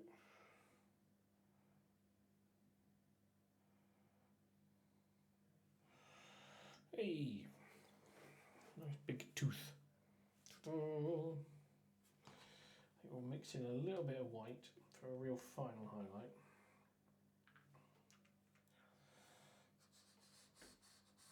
Here we go.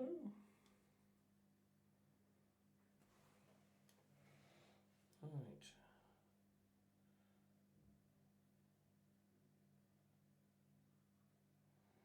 This very sparingly on the edge.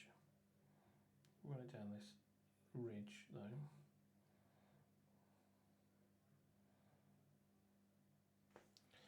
Ta-da! There we go. And then that's that tooth done. Now we just need to go back in and highlight the little bits of strapping round the tooth and round the arms, or the wrists I should say. So we'll go back in with some carrot stone and just pick up the edges.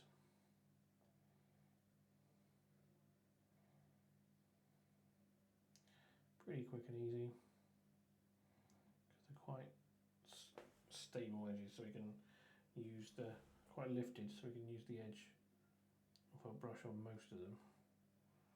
So there's a couple that are a bit thinner. So like here, we can go on the edge here, just picking up the details. Try and get around this little circle. Oh, that's horrible. Try and clean that off with a bit of water. We'll try that again in a second. Get a tiny amount of paint and go around this little notch. There we go, that's better.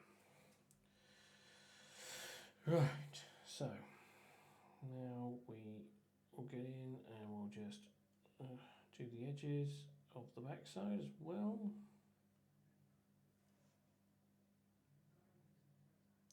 Thankfully we can use the brush edge on these because they're quite prominent. These thin ones on the other hand though, I think we have to do these by sort of, obviously we're doing everything by hand, but you know what I mean, we have to sort of draw these in. Excuse me. Easy game, easy life. We'll highlight them a little bit with all the bits going through the stone. Come back round this side. This one we can use the side for. There we go. Ta-da! Hey! And now, I believe, we've just got that little pebble to do, and then we've got our first completed troll, which I'm very pleased with. I'm just looking at the face though. I'm trying to decide whether or not I should, I'm thinking maybe what we might do is put some sort of flesh tone into the inside of the ears. I'm thinking the ears might need a little bit of colour. So what we're going to do is we're going to start with some Rakarth flesh. He says, I'm swapping over my paintbrushes. I'm going to thin down that Record Flash, really, really thin. Very watery, because we're going to want to use this like a wash. So what we're going to do is we're going to go into these. I've been thinking about this all the time we've been painting this. I'm just trying to decide. I think we need to just, yeah. This is probably going to take a few coats, but I think I definitely want to put some sort of fleshy colour in the ears. It's getting a bit thicker.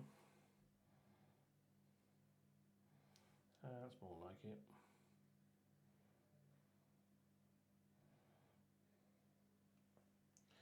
There we go. Yeah.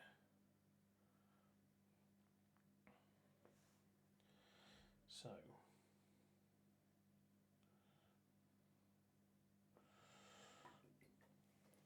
That's more like the classic Trolls. I knew there was something missing, but I couldn't put my finger on it. So, I think what we need to do is give that a blast on the old hairdryer.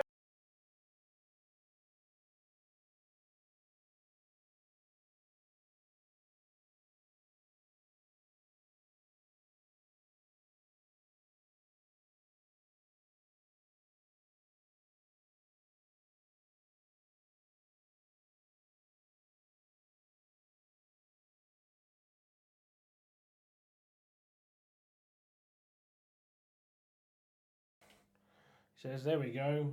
I think that has added just a little bit more character to the ears. I think it just needed that. We'll put a little bit more in.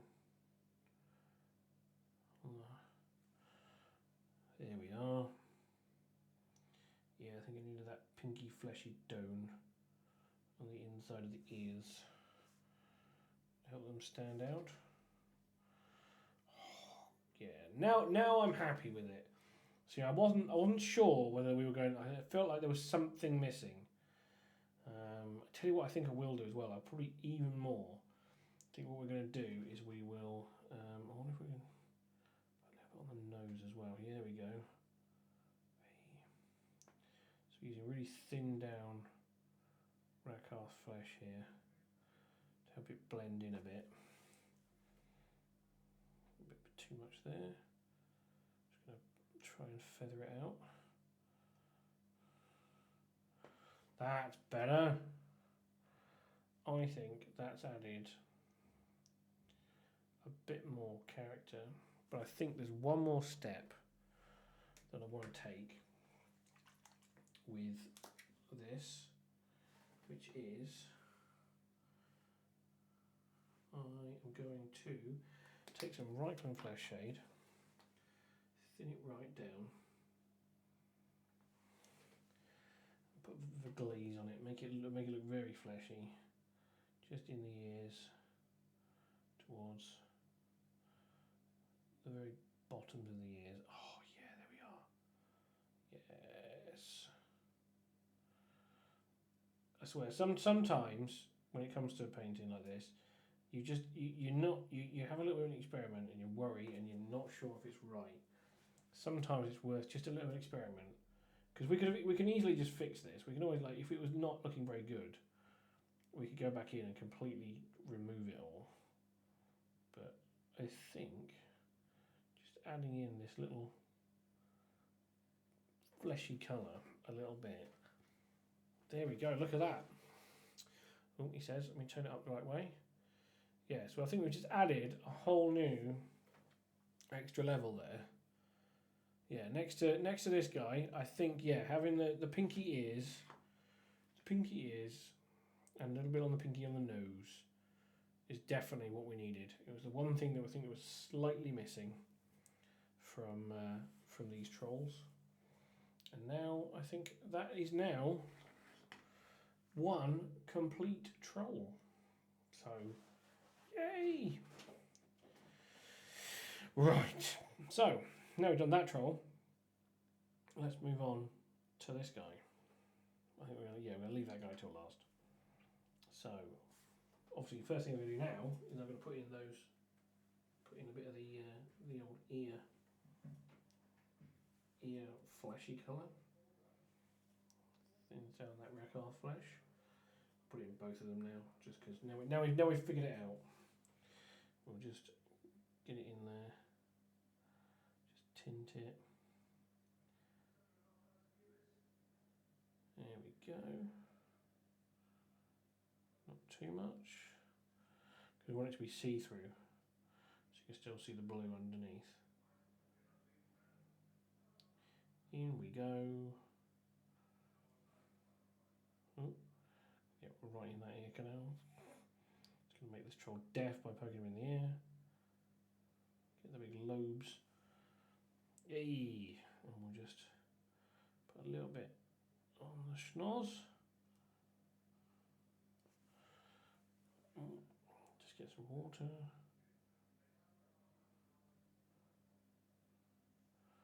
Just blend it in a little bit.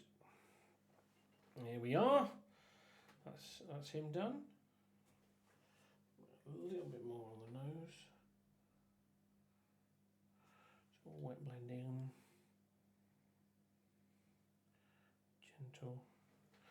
So let that dry and then come back in again. And then while we're waiting for that, yeah, because I was wondering, like this guy especially, because he's got this little earring going on as well. I was like, how am I going to make that stand out? So this is how we're going to change the inside of the ear colour. Because then, when I paint that thing stone, it will definitely stand out. Ooh. Get that off the face.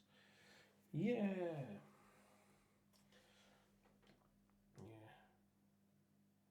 Never be afraid to experiment sometimes. If a model's not all the way there with whatever it is you're trying to achieve, sometimes you can just mess about and do something a bit different. Just add one little colour or detail. It can make all the difference. And I think that's what we've done there. So, right. I know we've had an uptick in people coming in, so those people who haven't been here all night, thank you for joining us. This is currently towards the end of the stream, but I'm thinking we might, because a lot of people come by and sort of come and say hi at this sort of time of night, so I'm thinking we might have to change our stream times. We might change our stream times to be a bit later, so we might be doing like a 7 till 11 stream, give people a chance to come home and do what not and be prepared for the stream, so that will probably help people in the future. But for now, sadly, we are coming towards the end of the stream. We've got 25 minutes or so left. So thank you for joining us. We've been painting some rock gut troggoths, or as I like to call them, stone trolls. This is our first completed one. And they do rank up quite nicely, even though it was a bit of a pain to sort them. I'm looking forward to basing this fella and getting him up on social media so you guys can have a look at him in a bit more detail. Right, we're going to try and find a dry brush that it is actually dry. I think that one is. I'm going to put a little bit of Steely's Drab on our dry brush, and then we're just going to do the little bit dry brushing on the wooden club here. Just give it a bit of detail. A bit heavier on the end where it's all been chopped and broken. And then through here. So we can pick up all the twigs that he's got stuck between the branches here. Pick up a bit of detail. Just make it so it's not completely flat. Cool. There we go. That's our wood colour, our wood grain. And we're going to do the same thing for our friend and his little arm guard. The last of our Troggoth friends. Oh, they've got me doing it. They've got me doing it. The trolls, they're not Troggoths. What's wrong with calling them trolls? I mean, come on. It's almost as stupid as Orc. It's an orc, damn it. So yeah, here we go. We're going to dry brush these up. Here we go. That's our wood texture done. Bush, bosh. Perfect. I think, yeah, we're now at the stage where I'm just like picking random details to paint.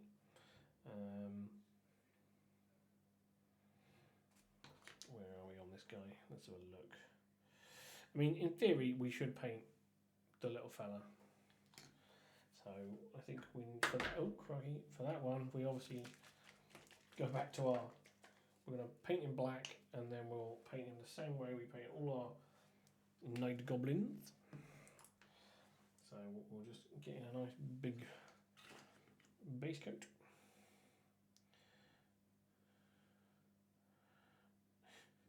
It's probably going to be the most detailed night goblin we're going to be painting, I think. He's got so much going on. He's trying to hold. It's like he's trying to hold his robe down while he's being hung upside down, so he doesn't flash everybody. Ooh. This is gonna be fun. Trying to make sure I don't get it on the hand. Trying to figure out which bit's a hand and which bit's a goblin. Isn't easy. So here we go. On the back side, we are nearly. See, this is quite nice and quick. I have to say, like, of all the different options, like we could have gone with some just like empty hands, or I think there was one with a deer over his shoulder. There's loads of different options I could have gone with for the trolls. They've like so many options. Ones I didn't even know existed. Like, this is the thing, like I said before, the kit, like, even on the GW website, you look at it and it shows you the variants and things you can make. It doesn't, even that doesn't show you all the different ones. This is just, yeah, this has been great for, just seeing some really cool parts of models I never thought existed.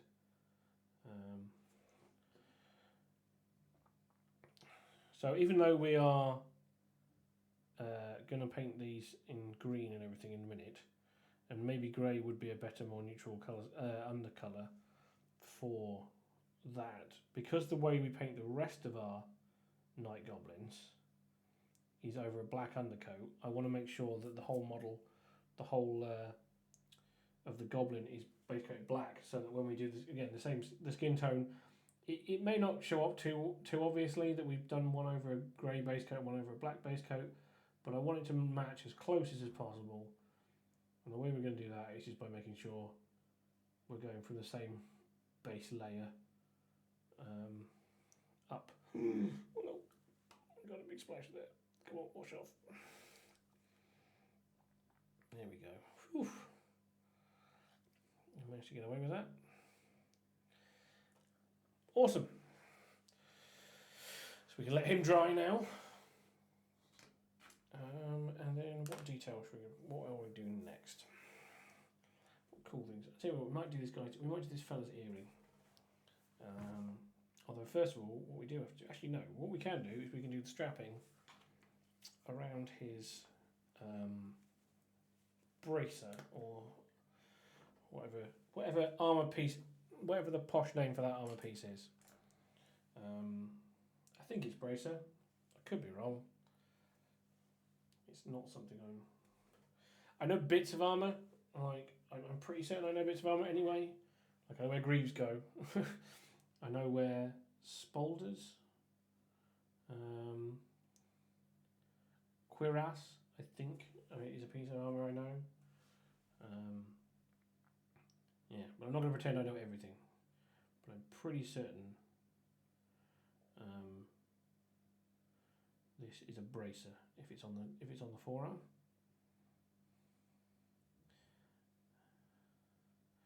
So yeah, so we're just going to get on our lovely banding, painted as usual with Carrack stone. There we go. Get this side done. Yeah. I'm sad we didn't get onto our war boss, our lovely goblin war boss, and his giant squig, but he will have to wait for another time. we've had far too much fun painting these stone trolls. Although I have to say I'm looking forward to getting back to some more squigs.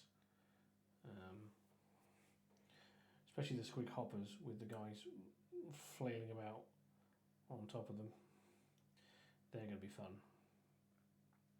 I think base coating is going to be interesting. I think I might have to try and like tape up the spray them black, tape up the goblins, and then spray the squigs red.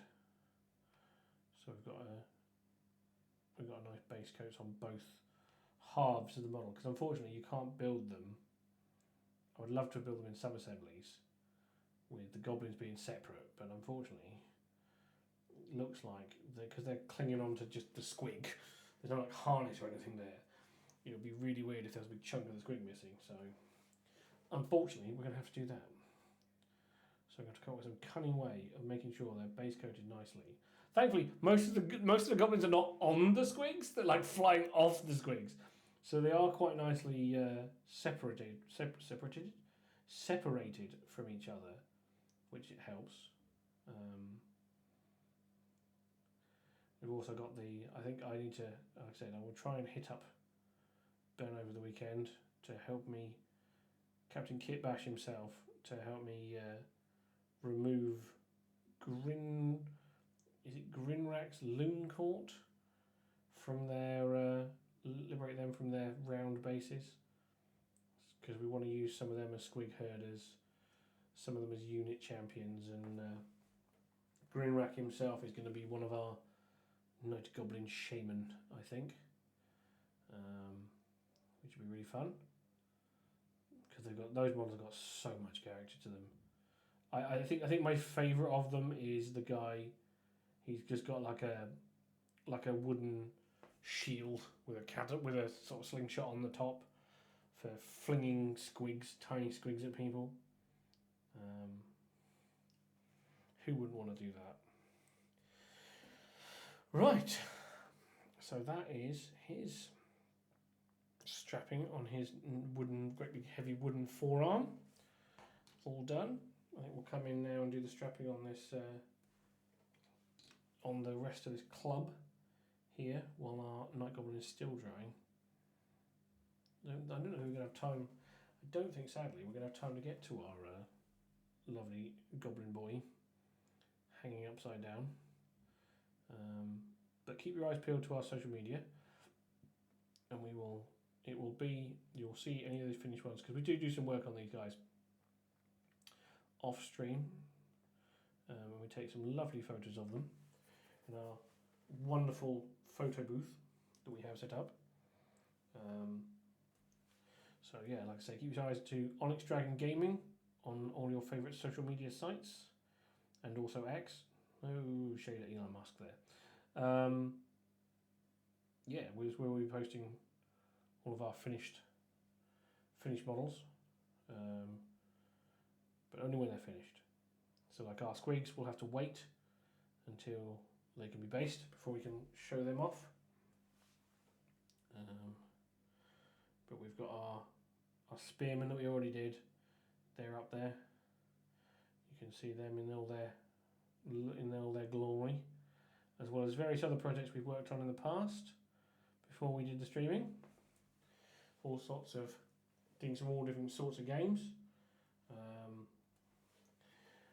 Like I said, you can also find us on YouTube at Onyx Dragon Gaming, where the VODs for all of these streams will be, and coming soon, TM will be original content for YouTube,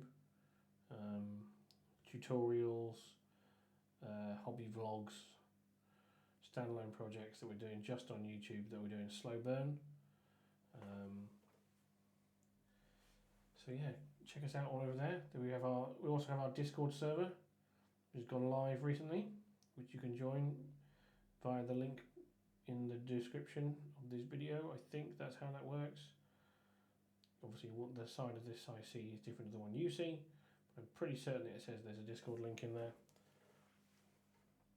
So yes, please come join us.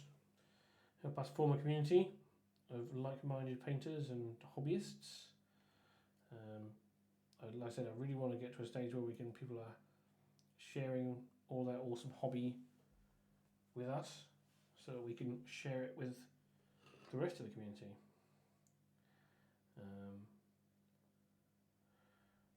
But yeah, as I said, coming up, what have we got coming up? I remember that. Yeah, Friday. Friday is we're doing a Star Wars Legion painting stream. We might paint a bunch of different random things just to show off how awesomely easy and satisfying it is to paint Star Wars Legion miniatures. It's a fantastic game. Some really cool models in it. And yeah, like I said, we'll show you how to paint various things, possibly, on our Casual Friday stream. And then Monday, whatever the date is on Monday, I have no idea. All I know is it's next Monday. We will be doing a special stream with me and Ben Greaves. We will be unboxing his lovely new Deathwing Assault box. Hopefully I will have been able to go through mine on Saturday, and I'll have had a look at the things. I'll try and build some models to show off on stream. But Ben will be unboxing his for the first time, and we'll be going through the new lore in the Codex. Monday the 5th. Thank you very much, Australia. Thank you very much. See, this is why, you know, to make it so awesome. You can help me find dates for things. So yeah, Monday the 5th, we will be doing a special stream where we'll be looking at the new lore, the new models, talking about all things Dark Angels, and hoping and praying that the new lore for Dark Angels is as awesome as we hope it is. I'm kind of hoping we don't answer all the questions, because I want still like some mystery in my Dark Angels. But yeah, I do want. There are some very important questions that really need answering, I think, with the returned Primarch. You know, especially involving when it comes to the hunt for the Fallen.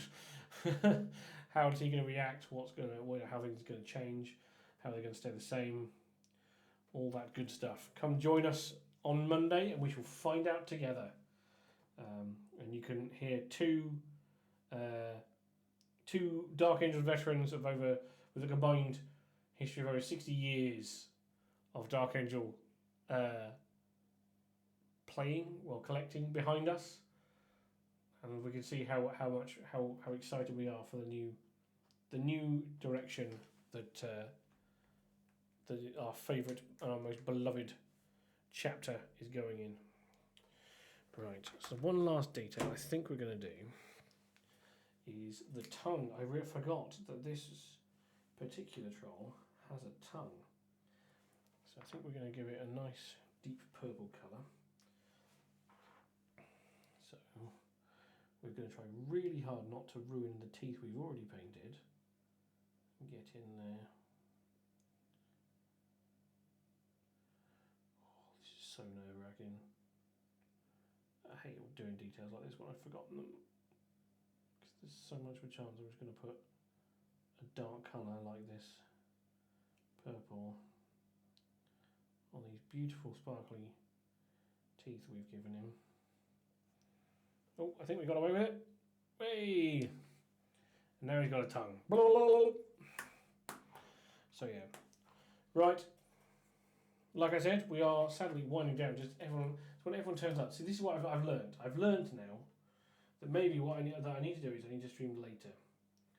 So I think we shall look into it, see if the fine folks here at AJTCG will consent to let us stream a bit later. See, before this, hopefully as well soon, we might even get to a stage where we can afford to set up our own streaming studio at home. But at the moment, the fine folks here have all the equipment. 7 to 11, yeah. Because I've noticed that 6 o'clock's a bit quiet. People are usually busy having dinner, things like that. Whereas when we get to 10 o'clock, that's when all the cool people come and hang out. It seems like people start finding us more. So I think maybe if we push it back one more, to from 7 till 11, we might be able to find our niche and find all the people that are clamouring for this kind of awesome content. So yeah, so welcome to you, those of you who joined us very late. Like I said, for the moment, this is towards the very end of our stream. We have been painting some awesome stone trolls for our Night Goblin army. It's hard to believe these were just undercoated when we first started 4 hours ago. I'm very impressed with myself, as I should be, for the progress we've made. I think the last thing, they're not fish people. No, Australia, they're not fish people. They are stone trolls. Look at all this stoniness and trollishness that they have. Fish people. Don't you know there's no fish people in Warhammer? Well, there's fish people now. Are you sure? It could be scary. No, it's rock. Stop ruining my beautiful stone trolls. So, yeah, I think the last thing we're going to do tonight is we are going to wash the last of these wrappings. Going to put them no, that'd be river trolls. That's a whole different type of troll. I mean, granted the lake is not a river, but you know what I mean. No, none of that. They are stone trolls that live under mountains. Of course they won't swim. They're made of stone. They will sink and then they will die, and we will be sad. Because they're as much as they're like, you know, gangly and horrible, they're lovable little creatures. Little creatures, well, big creatures. I find them cute. I think they're fun. Rocks don't need to breathe. Yes, but trolls do. They're only stone-like. You know, they're not actually made of stone. They just have stone properties. I don't know why you want to drown my stone trolls. We spent so much time painting them and they look so good. Or at least I think so anyway. I think they look pretty cool. I think these were definitely one of my favourite things. Hamster, like, not gerbil, like. Yeah. Yeah, these, I don't know, I think so far my favourite thing to paint for this army has been the squigs. I don't know, I think squigs are just the best part of Night Goblins. What's that? Can't even see what that is. I'm too old. Too old to begin the training. No, we're just going to put this last wash on and say good night before the madness descends on us. Yeah. Oh, I see. Right. Stitch, I get it. I get it. I'm down with the kids. Yo. Word. Right. So, this is our final part. We're nearly there. We've got the last bit of washes to do. And I think that will do us for tonight. Alright, where are we? Boom, boom, boom, boom. Thank you so much for joining us tonight. We have achieved quite a lot, I think. I think the fact that we've nearly completely... There's probably about maybe another hour or so's work to do. We are farmers. Bum, ba-dum, bum, bum, bum, bum. Oh, damn it, you've got me with the echolalia. So what was I saying? Yeah, we've done really well tonight. I think we've nearly finished an entire unit of trolls. Maybe another hour we might have been able to push through and finish them. But alas, we didn't quite get there. But I think we did an awesome job with what we've been doing. Like I said, please come join us on Friday for our casual Star Wars stream, where we're doing something completely random, nowhere near the Stone Trolls or Night Goblins we've been doing before. So we will hopefully see you then. Once again, thank you so much for joining us, and good night.